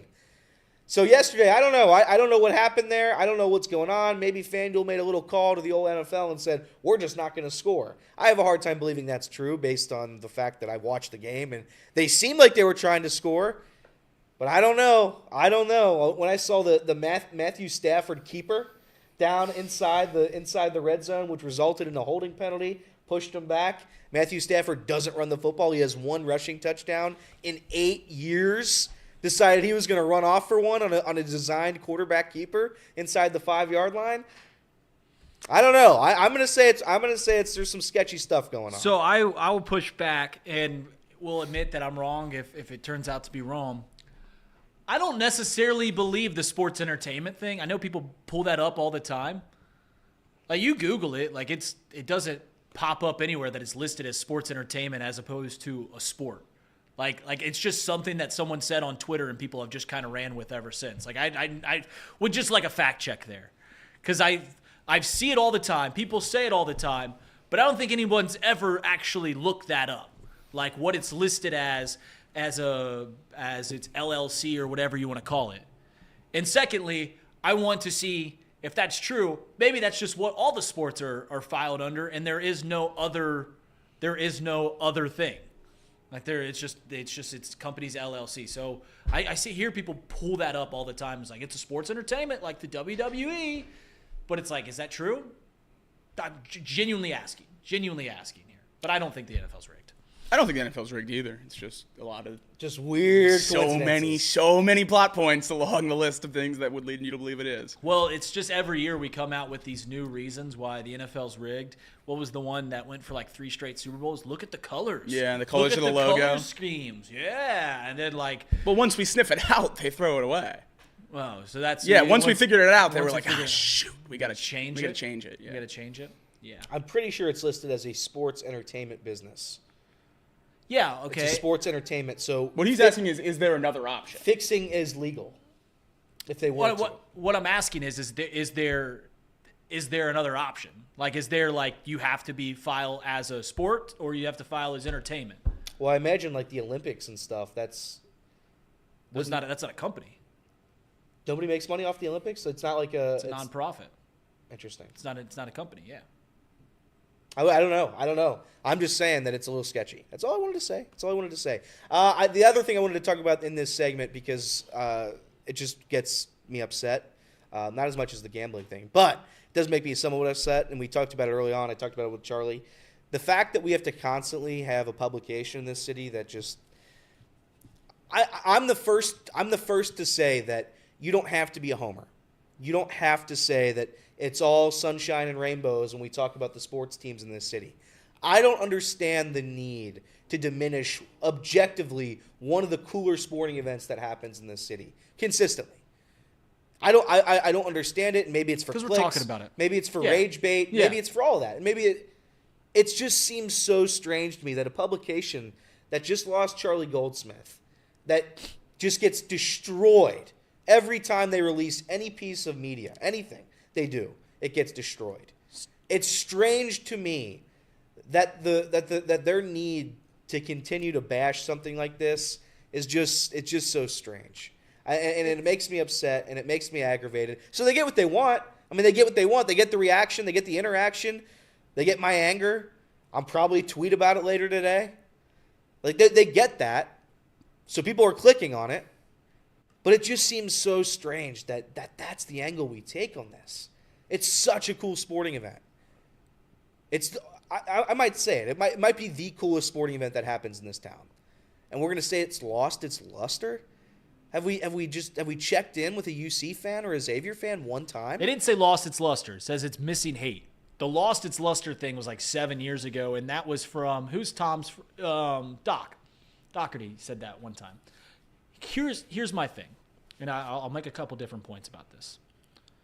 I agree with you that I love this game. I love this rivalry. I, in college, went to school in Northern Ohio. Went to my best friends up there, all huge college basketball fans. I've mentioned this before. I kind of root for Indiana sometimes because one of my roommates was a diehard Indiana fan and like lived or died with every Hoosier game. None of them knew about this rivalry. I'm not talking like downplayed it. They didn't know about it. It is very much a regionalized rivalry. No one outside of Cincinnati cares about this game. Yeah. No one outside of Cincinnati cares about this game. And that's okay. It doesn't need to be a national thing. It's not like Duke UNC. It's not like Kentucky Louisville. That's okay. It's not Kansas State. It's really cool. The other thing that I'll say about this is 2 things happen every year. And I've seen it from one side that I'm a Xavier fan, so I'll just say it's from the Xavier side that I've seen this. When they talk about this game, and people go, it's the biggest game of the year, Xavier fans will be quick to point out that it's not. Some UC people do this too. It is not the biggest game of the year. And in terms of the tournament, they are absolutely right. In terms of what games, if you win this game, what does it mean for your tournament odds and getting in seeding and all this stuff, they are absolutely right. It is not the biggest game of the year. I will argue that rivalries matter. Those same people that argue this isn't the biggest game of the year get mad when local publications point out, hey, this game doesn't feel like it once did. Hey, this game doesn't feel as intense as it once did. So it feels a little like having your cake and eating it too. Like you can't actively try to belittle this game and say like this game isn't the most important game of the year, and then get mad when other people are like, this game doesn't feel like it once did. It just feels like it's going both ways. And also, to be fair, at one point there was actual physical brawls being on the court. So maybe it's not ever going to feel like that again. Like sometimes you peak in terms of intensity, and sans a full-blown fight on the court, we're not going to get that again. I don't know. It just feels like a little having your cake and eating it too from some people in this town. And that's fair. You've heard that. Have you heard people say that this game is not the most important game of the year because they are but right? I don't think Tournament and stuff. Tournament. But I think they lie when they say that. Like that's So you don't believe them? Correct. I don't believe it because they're going to watch the game and they're going to cheer harder and louder than they do for other games, and that's a fact. It's what the Crosstown Shootout has been. It's what it means to the city. I read the article. He brought up the fact that Bob Huggins didn't shake hands of, I forget who Xavier coaches was back then. He didn't shake hands after the game, and that spewed the hate. It's like, is that what it takes? It takes Wes to just pout on the court. Like, it doesn't have to be just utter disrespect.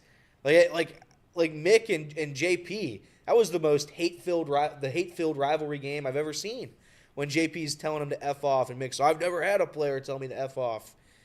Like that's what this is, and that's still there. Like it's still there. I know that the transfer portal and the NIL that's kind of changing this up a little bit because that's a fair point because it's not guys staying for 4 years. The Zach Freemantles of the world. Correct. They're not with the program every year. Maybe they don't get it. But I do think that hate is still there. I don't talk like Mouse Cop. Like Mouse Cop I know hates UC. I know that. And there are UC fans that I'm very, very good friends with that despise Xavier.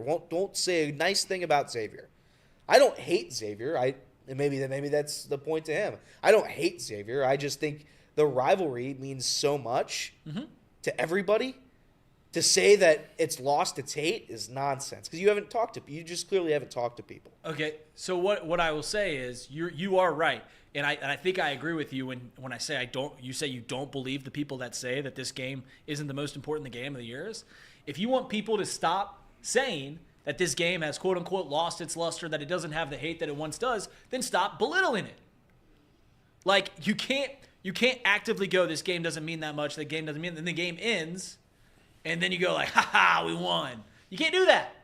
You can't do that. You got to be all, quote unquote, all in. Both sides. Both sides have to brutally acknowledge this is the most important game of the year. So I'm with you. But it also comes from the people that care most about this game. You can't hedge your bets and say that this game doesn't mean that a whole lot. You can't do that. You just can't do it. It's got to be all in, all or nothing. This game either means a lot or it doesn't. And we all know that it does. Are you going to be upset that it's on ESPN Plus? Absolutely. That is freaking ridiculous. Well, I still don't, and we talked about it a little bit yesterday, I still don't for the life of me understand how a local channel doesn't find the rights or pay for it. Because it would get the numbers if it's on local TV. My guess is the price is way too high. It's just it's too damn high. It's just it's nonsense. I mean, it's only on ESPN Plus because of how good this slate is, right? Like if it was a worse slate, it would be on I think regular TV. Right, like I said, this Saturday slate's incredible. This isn't a national game. Right. It's a regional game. But yeah, one of the local – my guess is what happened, and this is me just reading through the tea leaves, is that one of the local areas reached out to ESPN, Disney, and said, hey, can we have the rights to this game? And they said, sure, it's this. And they said, all right, that's not worth it to us. Like, that's way too high. And ESPN made it that high because they know that they're going to get a lot of subscribers for this game. And that's a fair way of going about their business. It just stinks for the local crowd that no one will either A, pony up, or B, Disney won't put it on the local ABC channel or whatever.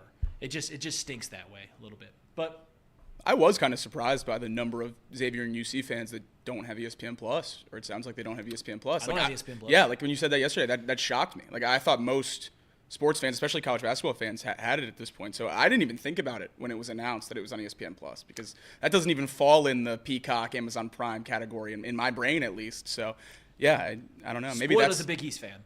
Spoiled as a Big East fan because every Big East game is on national television, or it's on cable, it's on YouTube TV, so I get to watch it. And then all the big games are going to be on it, and I don't care to watch UC when they're playing someone on the mid or lower tier of the Big 12. Like when UC is playing TCU, don't care. Don't care to watch that. Hopefully they get on cable. But yeah, it's actually ridiculous. How many local bars don't realize that. I bet most of them will have it.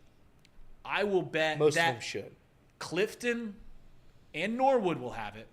I would be willing to bet if you go out somewhere here in Hamilton, you go out to some local saloon. Maybe not out here. Yeah, because I don't know if you remember this when Amazon took over Thursday Night Football, that caught a lot of people by surprise. It did. That caught a lot of bars by surprise. I'm going to be willing to bet that most bars that aren't in Clifton or Norwood will not have this game and will be scrambling. It helps that UC has been on ESPN Plus for a year now. So it's like if your bar has shown UC games, you know where they're playing. Like all the West Side bars that I would go to, every single one of them has the UC game, and they will have it on all their TVs. So it does suck. It does suck, and I wish there was a different way. But that's it. That's all I had.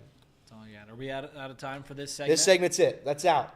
We made it. We're going to take a short break. When we come back, we're going to keep it going. Reed Mouse filling in for Justin Kenner. You hear that voice crack? Is it time for the top 5? I think it is time for the top 5. We also got picks. We're going to do our picks for the rest of the season. So we'll do my top 5 when it comes back. If you guys did not hear this, I'll tee it up. It's going to be about how the Reds can replace Reds Fest this winter. We'll be right back on Off the Bench, presented by United Dairy Farmers.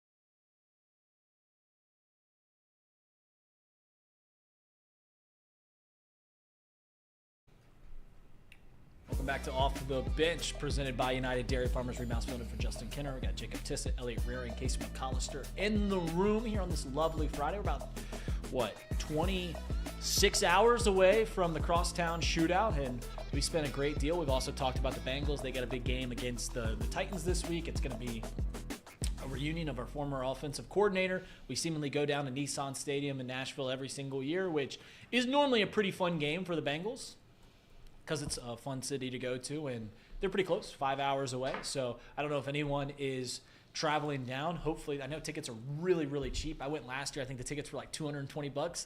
They're now like $30 because both teams don't look that good. The Titans are terrible, and the Bengals are holding on for dear life in the playoffs. But normally around this time of the year, we have something else to celebrate, which is Reds Fest. I don't know if you guys are big Reds Fest goers. I am. Love Reds Fest. I've been twice. Twice. I've been about 5 times maybe. And my grandpa would always, we would go down. We sit in the lines. We'd listen to the speakers.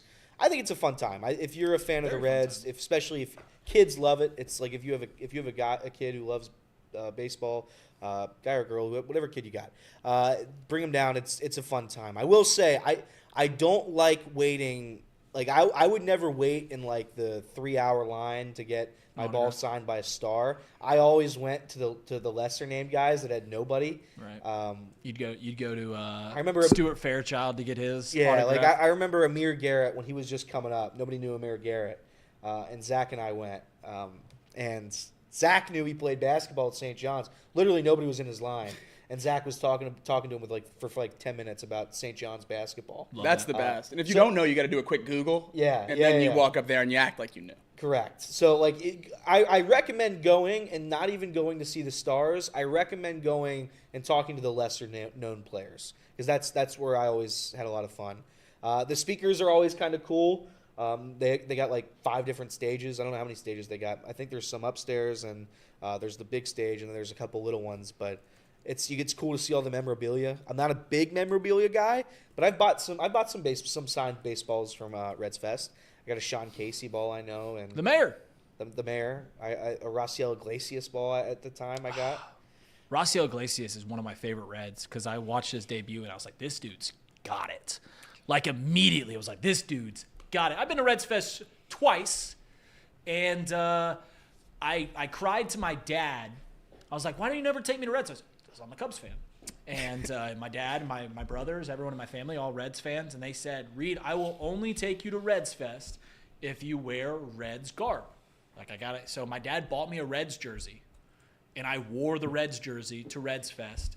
I got it signed. I took a picture with one Reds player. Turned out to be pretty good for me, and I still have evidence of that picture of me in a Reds jersey as a little kid. The Reds player that I took a picture with was their catcher, David Ross. Worked out great. That's cool. Worked out really cool. really good for me. And then also they did the kids Q&A, and I asked Bronson Arroyo why he assaulted Alex Rodriguez. Oh, wow. Yeah. How'd that go? He laughed. Okay. But that's a funny bit. I also asked him about Kevin Youkilis because my dad coached Kevin Youkilis when he was in Cincinnati. So it was fun. It's a real shame. It's a real shame that there is no Reds Fest this year. So, me being the big city Reds guy that I am, I started thinking up ways that the Cincinnati Reds could replace Reds Fest this season. Just the coming together of fans and celebration of their team. So without further ado, it's Reed's top 5 things to replace Reds Fest. Coming in at number 5, a simple season ticket summit. You get all the season ticket holders together, you meet at some venue, and you do pretty much just a small Reds Fest. They get to meet players, get to take pictures, get to sign autographs, all the good things just kind of drumming up. But because you don't have the Duke Energy Center, you kind of do it in a smaller venue. You do it just for the season ticket holders. And also, you might sell some season tickets in the process, going like, hey, if you want to meet the players, you got to buy season tickets. So a season ticket summit. That's coming in at number 5 on the top 5 ways to replace Reds Fest. Coming in at number 4. So I think it's no secret that here in Cincinnati, sports aren't going well. It's fair. There was a time where we thought everything was looking up. FCC was looking great. Xavier went to the Sweet 16. UC got a new coach. The Bengals were in the Super Bowl. Reds had these but it's not going well. And here, if you're a fan of this show, we have a theory on why that might be, and we call it the curse of Skyline Chili. And basically, every team that makes Skyline their premier sponsor, chili sponsor, they start to go through the pooper. So what we would do as a conglomeration of Reds fans is we go to all the local Skyline chilies and we burning sage at Skyline Chili as a way to kind of get the curses out of there. Get back in winning ways here in Cincinnati. So that's the number 4 way to replace Reds Fest here in Cincinnati. Coming in at number 3. So there's this thing called the Reds Caravan. They bring Reds Fest to you. They go to the different areas. Reds have one of the most geographically large conglomeration of fans going up to northern Ohio, go down to Tennessee, Kentucky, because the South doesn't have a whole lot of teams. So here's how I think you can make the Reds Caravan better, is you quite literally make a caravan, the Grand Caravan down I-75. And how we're going to do it is there's going to be 2 cars leading the way. There's going to be a car that's in second with big speakers just blaring Redzilla theme, and then Redzilla just going down I-75 shooting off balls, shooting off little Reds balls. All the way down I-75 from Detroit on down to Miami, just all the way. And they're just going to keep on reloading that sucker. And all the Reds fans can gather behind. And a slow O.J. Simpson style caravan down I-75. The Grand Caravan through I-75. So that was the 3rd way to replace Reds Fest. Coming in at number 2, and I think this not only kind of drums up excitement for Reds fans, which is what Reds Fest is. We're all fans of this team coming together. We're going to meet our favorite players, get some things signed, take pictures. This is a way to actively create a better product on the field. Sure. Coming in at number 2, a 24-hour telethon for free agents. How about that? How about that? That seems mean. You get Tyler Stevenson. You get them all up there. They're stacked, and it's just a live stream on YouTube or whatever. Maybe ESPN Plus for all those subscribers. And you call in and you give money to the Reds, and it goes towards a little pot that they can then go and sign whoever they want. They can go get out there and draft Cooper Bowman in the Rule 5 draft and do all the great stuff. A 24-hour telethon to raise money for free agents. And maybe if we do this enough, Cincinnati can get Juan Soto. So that's coming in at number 2. And then number 1. So I think it's fair to say in Cincinnati, Reds fans aren't happy about current ownership. Is that fair to say? Fair to say. Fair to say. Fair to Fair to say. say. That's fair to say.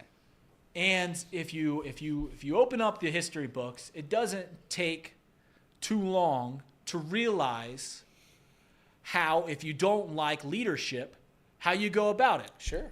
Here in the United States, we recently saw one of those actions happen. So for number one, we have a January 6th style coup. You go on down the Great American Ballpark. Instead of the horns and the bulls' heads, you just wear a Gapper mask. Everyone's rocking Gapper mask, and we storm the gates in the Great American Ballpark, and we take down the Castellinis once and for all, and we take over as Cincinnatians. We now own the Cincinnati That'd be Reds. good. Maybe the FBI could help us get inside. That's right. Yeah, That's right. yeah. No, the chat's on it today. They said this segment might be a bit. They're on it? They nothing gets past them. They saw right through that one. What did you guys think about Reed's 5 ways to replace Reds fans? I like the last I thought they were really good. I didn't know I knew the other ones. The last one was very good. The last one was good. It was well worthy of the number one. It might happen. If they lose this year, if they win like 65 games this year, it might actually happen. This is a troll job. You're right. They are. How do you skip a live segment?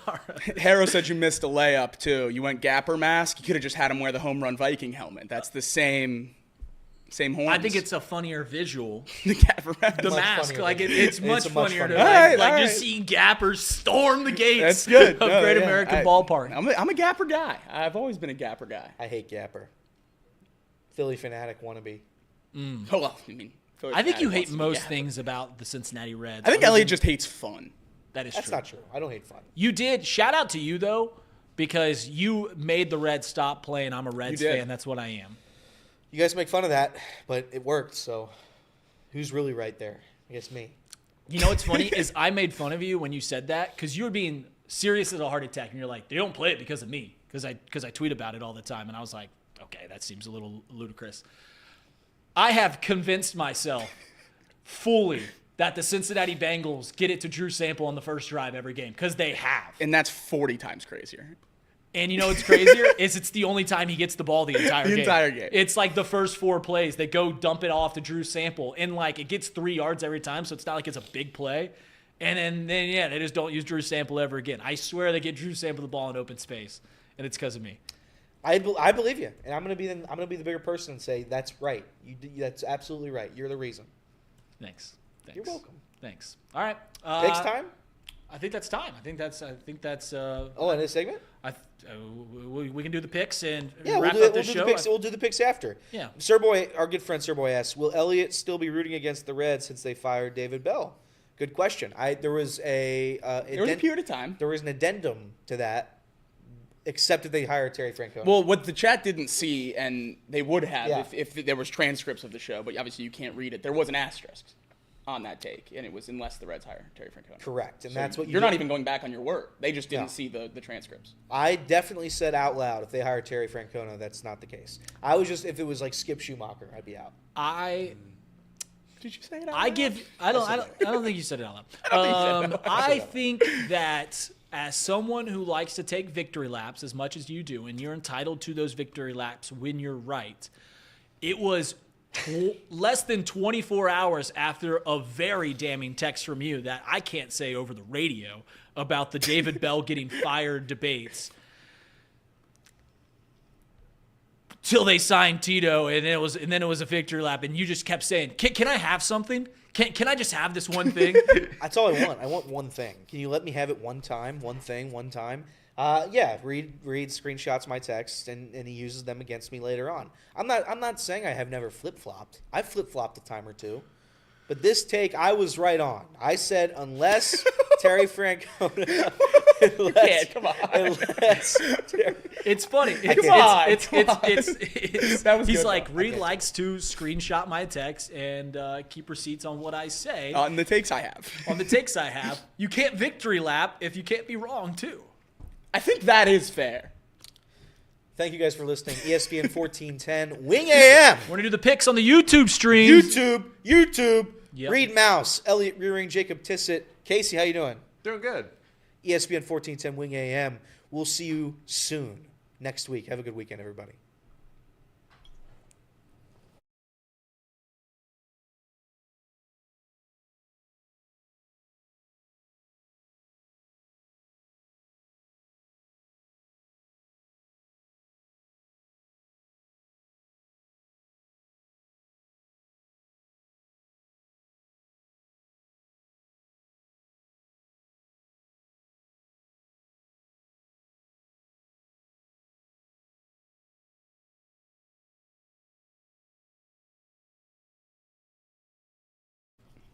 And we are back on Off the Bench. I don't know why, because we're not on the radio anymore, so I didn't have to do the formal welcome in, welcome back. Still welcome in our YouTube listeners. Okay. Yeah, welcome in, YouTube listeners. We're gonna do our picks here in a second. I think Sean Connor actually gives you credit.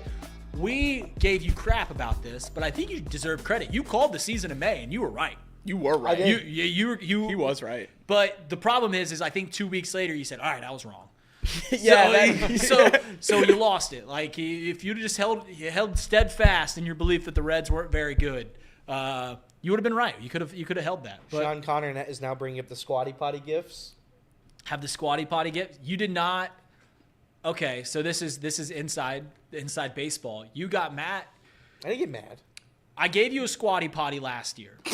I use that Squatty Potty. I use it every day.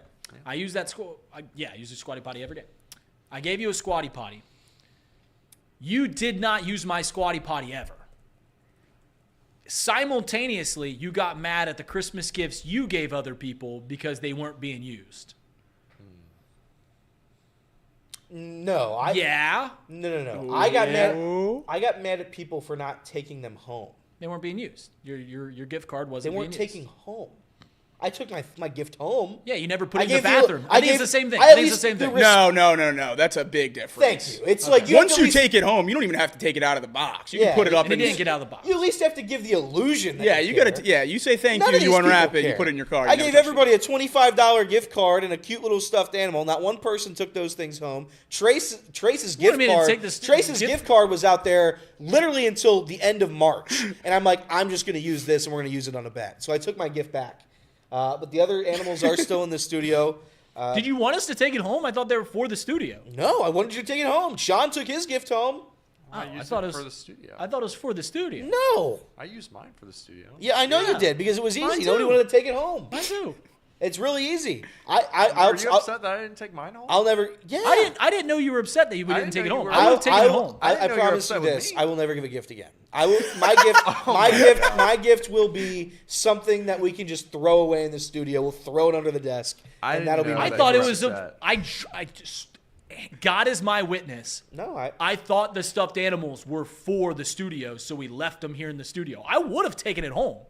I made a conscious decision to keep it here because I thought that's what you wanted. And also, there's definitely risk involved with him taking his. Yeah, Rookie's gonna destroy that thing. Yeah, it was a little play toy. I mean, that thing would last 10 seconds. So what's the difference? You keep it here and it stays intact, or he's giving Yoshi a good life. Yeah, I wasn't Yoshi. I was the. He's giving the chicken a good life. Yeah, he was the chicken. And I was Yoshi. Trace was Mario, and Sean was Luigi.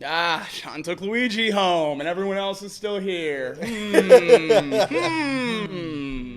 We'll see what my gift is this year. It's not going to be the same as last year, though. I tried too hard, spent $100, over $100. That won't happen again. I enjoyed the lollipop you gave me. I gave Casey a lollipop. I think I gave everybody candy. I did give everybody candy. I ate the candy. I might just give candy this year. I used a gift card too. Huh? I used a gift card too on a free. I had to bully you into using that Squatty Potty. Had to bully you into using it. And I used it. Do you still use it? Yeah, it still sits under my toilet. Do you use it? Yeah. Nice. It's well, I don't want to say it over the air, but do you use it? If I got a little.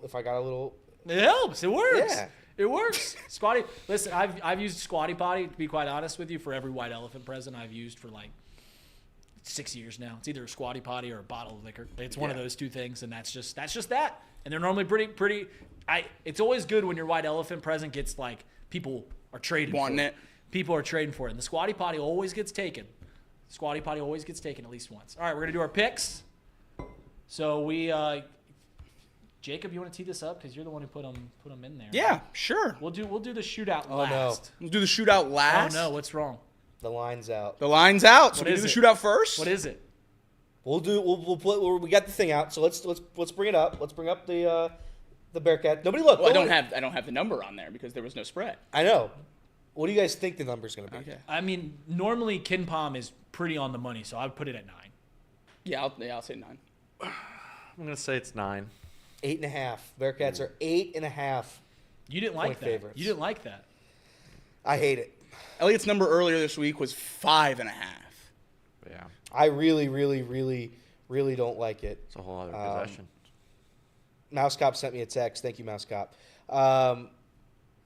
Yeah, I don't like this one bit. I don't like it one bit. 8.5 is far too many points. You gonna bet it? You gonna bet Muskies? Little hedge of the heart. I might have to. 8.5, dude. 8.5 is too many points. UC hasn't led in the first half. I know Jacob. I'm being dead serious. I don't know what I can do here because I can't win. UC's not going to win this game by 10. UC's going to win this game by 5 points. Well, I mean, but I don't want to say. You can think about it. Okay, all right. I'm taking Xavier. 8.5 made it 10 times easier. So here's the I'm thing. going to take it either way. That's easy. Hedge your heart, take the money line. The money line's going to be what, 2.5? Absolutely going to take Xavier. 2.5? Yeah, there you go. Just hedge the heart a little bit. You know, Are you a hedge your heart guy? No. Yeah, never. I hate doing No. no. Because I'll be double sad. Because like I can't disassociate it if I do bet like from wanting to make money or wanting my team to win.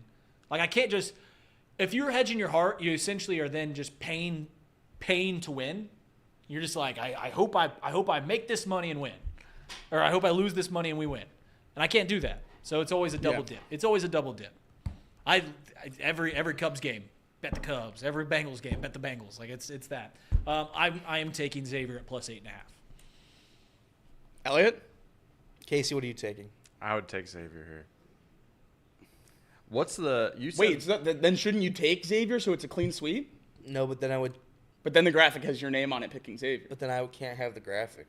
Well, this is where he would pick Xavier and then be like, No, but he I want can't to have make. Elliot I'm going to and make an so. X. I'm going to make something very, very clear to everybody right now on the show.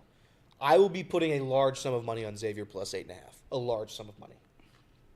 I think you should put. But I'll take UC. Well, I guess if you get 8.5, then you can double dip. If you're plus 8.5, retro logo, I like that. The C doesn't fit. I see.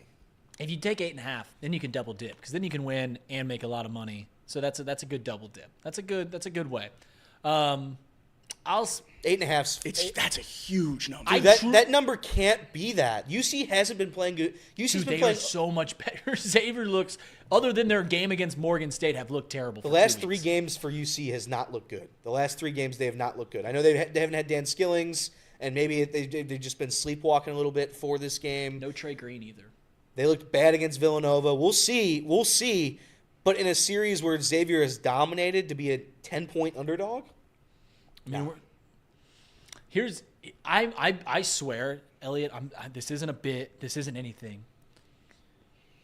It is awesome to see how much you care about this. I know you care deeply about the Reds, and it's so awesome to see you care about this because you don't feel this way about the Bengals, and you don't feel this way about UC football, and that's okay. Like I don't feel the same way about Xavier that I do about the Bengals or the Cubs.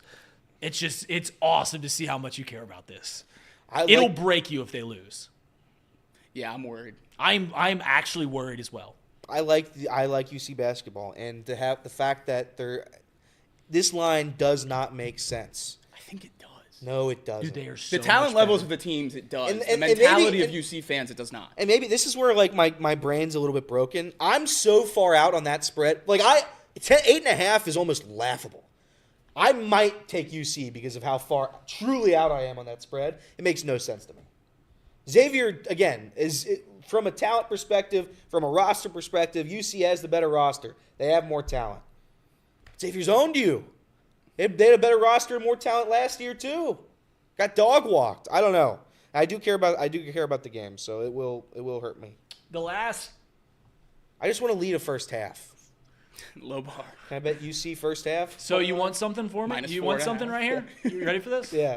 5 of the last 6 times that Cincinnati has beaten Xavier in the Crosstown Shootout, they have cleared 9 points. 5 of the last 6 times that they've won. 5 of the last 6. What does that? How does that go back to? 2005, but Okay. 6 of the last 7, 7 of the last 8. Ooh, 8 of the last 9, and then it's 8 of 10. I'll be thinking about it. 8 of their last 9 wins against Xavier have been by 9 plus. That spread is so far in my head that I won't be able to sleep tonight. What time is that game at? That's a good spread for you, though. It's like afternoon game. Yeah. For in terms of winning the game, that's a great. If it was like 2, then you should have been terrified. If the spread was 2, then you should have been terrified. See, I think UC fans would be eased with a shorter spread because then it's not nearly as much pressure. 8.5-point spread. It's like we have to win this game. There's no way around winning this game. Like there's no excuse. I thought it was like reading the tea leaves of what Vegas thinks, right? Like, because sometimes you do that. So, like for instance, this Bengals game this Sunday would have liked to see them favored by more than 4 points. The fact that spread, now it's 5, but when they first came out and the spread was 4 points, I was like, what the hell? Like, this is terrible. They're going to lose to the Titans. If you would have seen a 2-point spread, I would have bet a crap ton of money on Xavier. 9 points, I ain't betting Xavier. 9 points, I'm not betting Xavier. You're not betting Xavier? Nah, I'm going to hammer him. Oh, Reed. I don't know. We'll see. I want him to win, but I want him to. That's all I care about. I want to win. They're going to win the game. They're going to win the game outright, so maybe I'll just nuke money line. Yeah, and why did you act like it was going to be different? The Mouse Cop brings up a good point. If you look at the Kim Pom does the predictions and sets the line, they're always within a point. In fact, I remember Paul telling me a couple years ago, he only bets when Kim Pom is like 2 points off. Vegas and Kim Pom are 2 points off, which happens like once a night from all the games. And that's the game that he bets. That's all he does. So I mean, I get it. I just figured they'd factor in the fact that UC is historically terrible at this game. So Aren't they up like 20 games all time? What is the series at? I can't do the all-time thing if you don't win this century. UC's up all time, but I mean it's all time. It is pulling it up. Someone got that for me. Someone in the chat. 51-40. Now, to be fair, from like the 50s to the late 70s, it was like 18 to 2 UC. And I think the story is that Xavier in the late 70s was contemplating seriously cutting all sports programs. And they decided they cut football, obviously, after they lost to Matthew McConaughey. But after that, they were thinking about cutting everything. Luckily, they stayed with basketball and put a lot of effort into that. But all right, there's the spread. All right, let's do the college or the NFL spreads. What's next? You got it. Ours is next. I'm taking the Bengals. Yeah, I think it's the easiest one for everyone. We know what this game means. You lose it, you're done, right? Yeah, spread. If you win, you're probably done. Hey, but we can still play the game if you win. We can still get in the machine with the ability to select Bengals games if you win. So you got to get it done. Spreads at this point are kind of funny for the Bengals because I think any game they win, they're going to cover any spread. I don't care if that number was 10, 15, 20. If they covered that spread against the Cowboys, they're going to cover every spread the rest of the year. I agree. If they win the game. How many games have we been favored in? I don't know. A lot. I mean, we've been favored in a lot. We've been favored in every win. We've been favored in all 5 wins. We haven't won as an underdog. We were favored against the Steelers. We were favored against the Patriots. We were favored against the Ravens at home. We were favored against the Eagles at home. So we've been dogs 3 times. It was to the Chiefs, the Ravens, and Chargers. Were we dogs then? We were dogs. We were dogs in LA. Okay.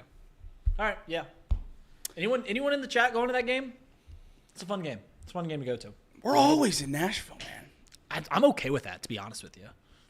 I just would like to play them here.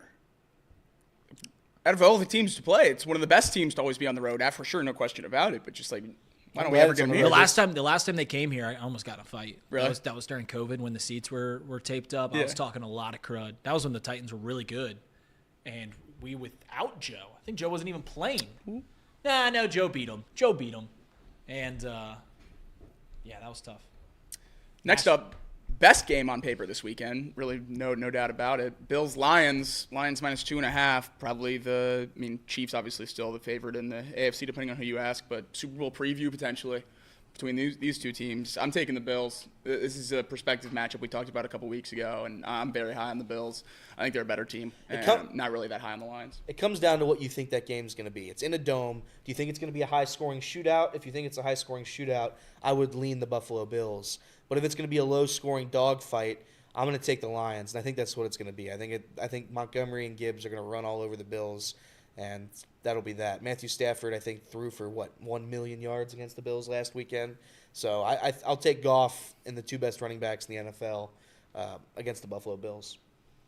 Best running back pair. Is that what you mean? Yeah, Pair, best running back sorry. room. Yeah. I Pair. was gonna say. I was like, what? Saquon and Henry play on them. So I don't really like looking at like history. Like I don't like when people are like on Sunday games when it's a 4-point favorite and here this record. But Josh Allen all time I believe is 12-2-1 in a dome. Ooh. Which is kind of I don't know why. Actually, I know the exact reason why. I've been trying to say that the Lions aren't very good this year, knowing that they're probably the best team in football. Maybe the Eagles can compete with them in terms of like full roster construction. I don't think either. I think an AFC team will win the Super Bowl. Bills, Chiefs, whoever.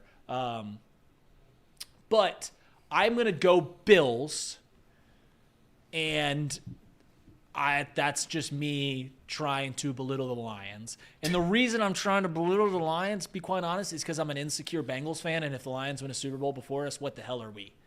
What the hell are we? Not good. That's my take. Like we can't. The Bengals have like 2 teams that we've been better than all time, and that's the Lions and the Browns. If they figure it out, then what are we? Yeah, we got to get there first. Yeah, what are we? And I'll throw. I mean, the Jets have a Super Bowl, but like the Jets are there too. The Jets are historically terrible. Oh, what's next? Next up, another good game. Steelers-Eagles. Eagles minus 5.5. That number kind of jumped off the page to a lot of us when we were putting this in. But I'm going to go with Pittsburgh. I think the conversations about what's going on in the Philadelphia locker room, I know they've won 9 games in a row, sitting at, 11 or 12-2 right now.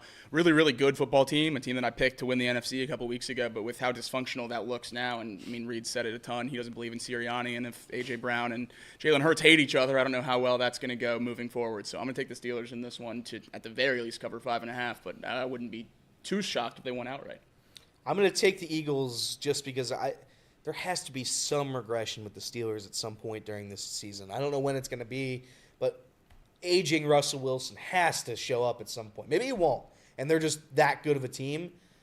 But the Eagles are going to win this game. I have to believe they're going to win. I don't know about covering the spread. I'm going to take them to cover the spread, but I would bet a large sum of money on Eagles money line. You know what's funny about Russell Wilson? You just mentioned Russell Wilson. This was pointed out to me earlier this week. We're all like falling in love with Bo Nix over there in Denver. Russell Wilson had the same stats as Bo Nix last year. In fact, you could, if you look it up like and put them side by side, Russell Wilson might have been actually even a little better than Bo Nix has been this year. But is what I just feel like we're trying to belittle. Money, I mean, is a huge difference there. Correct. I get it. They had to get rid of him. When we talked about this game before the show, Elliot made me giggle because he said they've got to lose at some point, and I didn't know who he was talking about because both teams are on a huge winning streak. I called this the battle for Pennsylvania. That also confused you guys for a second because they've only played like 7 times in their history or something like that. The NFL's weird with matchups because there's so many matchups that just never happen. And Right. There's just not that many teams. Yes. Well, it's because it's different. Well, I know. Right. I know why, but it's still just crazy. And then we've played, I guess all the teams that we play are in the AFC for the most part. I'm going to take the Steelers. It is crazy how much mental gymnastics I'm doing to be right about Nick Sirianni. Like, no one was salivating at the mouth more than me when those reports came out that A.J. Brown and Jalen Hurts hate each other. And A.J. Brown was like, how the hell do you have locker room dysfunction on a 9-game win streak? How is that possible? I truly don't understand how that's possible.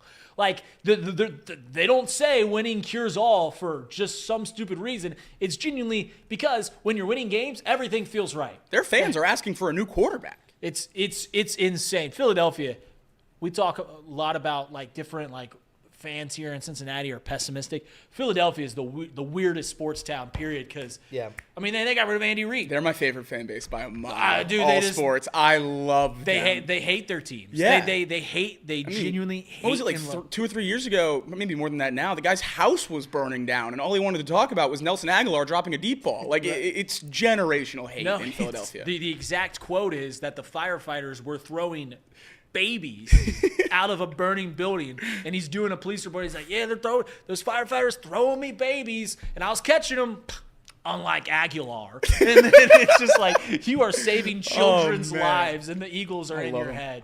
That'd just be so funny. If we're just like, it's just the exact same scenario. Like, I was catching them, unlike Tanner Hudson. All right, what's next? Obviously, the Bengals have to win. Our game's the biggest one for us. But outside of that, the biggest game in terms of the Bengals' playoff hopes, two teams we're fighting with, Colts at Broncos. Broncos -4.5. Ugh.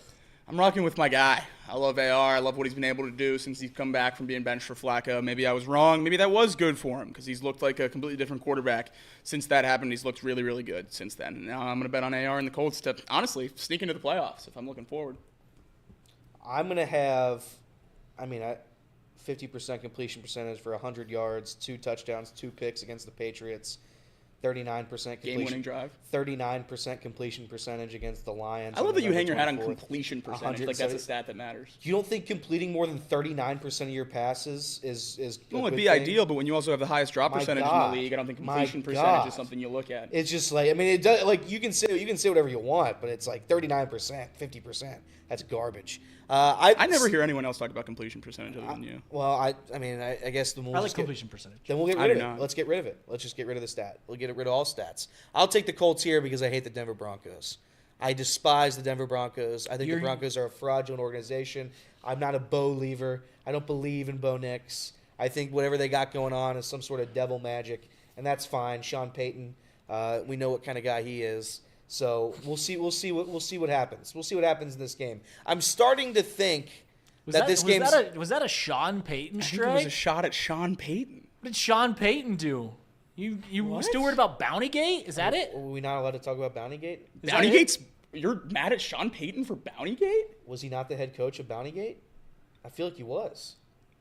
That was a wild. I That's haven't heard a crazy. Sean You hold a Payton strike vendetta from against Sean anybody. Payton for Bountygate. We're not going to allowed to give a stray for Bountygate. Bountygate was bad. Incentives for taking people's heads off. Greg Roman was, or not Greg Roman, the defensive coordinator. Yeah, he was doing it. Greg Williams was the one doing all that. Sure. Sean I haven't Payton heard had it. no I've idea. I haven't heard a never- Sean Payton shot for I've that. Sean Payton had no idea. You honestly are the first person to give a Sean Payton. Second, Russell Wilson's number one. You and Russell Wilson alone in the Sean Payton straight. That That's was crazy. I love Sean Payton. Sean Payton runs a clean ship. I'll take the Colts here. I took the Colts as well. Richardson final stat line: 5 for 32, 1 touchdown, 3 picks, but they get the job done. The good thing That's about enough this for me. Good thing about this game is that it doesn't, in the grand scheme of things, like it matters, but it doesn't. Like if Yeah, we 'cause actually we need them both to lose. We need them both to lose, so it's just like pick your poison on which route. I think the easier route of the two is that the Broncos win this game because the Colts have a pretty easy 3-game stretch, and they would have to lose just one of those, and then we need the Broncos to lose out against a tougher stretch. I don't care. It doesn't matter. I picked the Colts for no reason. No reason whatsoever. It just feels like the Broncos are on a 3-game win streak, and it's going to be regression. Who needs to be right more? My Nick Sirianni take or your Broncos suck take? Because we are both. Well, he's in a bad spot because really he has 2 teams that suck, and they're both going to make the playoffs. Yeah, I'm in a Who's really the other Steelers also suck and have no chance of winning the AFC North. I'm in a really bad spot. It's tough. I'm in a weird spot because I want the Eagles to beat the Lions while simultaneously wanting But Nick Sirianni has to get fired. to be sent to Saturn. Yeah. It's a weird spot. It's a weird spot that I'm in right now. I want Nick Sirianni to come to Cincinnati so bad, just to see what your reaction would be. Elliot, I cannot even display to you how much you would hate Nick Sirianni after about 5 press conferences here in Cincinnati. It would take about 5 press conferences for you to be like, this dude sucks. But if he wins, then he wins. But see, with you, it doesn't even matter if he wins. 10-game win streak, prove that. It's a fair point. Fair point. That's Fair it. point. That's it. Any closing thoughts? Because we started 5 minutes late. 8.5 is too many points. 8.5 is too many points. Are you really going to put like I'm gonna put biggest bet ever? I'm going to put 100. No, not biggest bet. I'll put $100 on it, though. Because at one point you said whole savings. I'll put $100 on it. 8.5? UC is going to win this game. They're not going to win it by 10. I bet Reed would root against the Bengals if they made him head coach now. See, that's where we'd switch is if he came to the Bengals, I would defend him tooth and nail. Yeah. I think I defend everyone tooth and nail. And too much.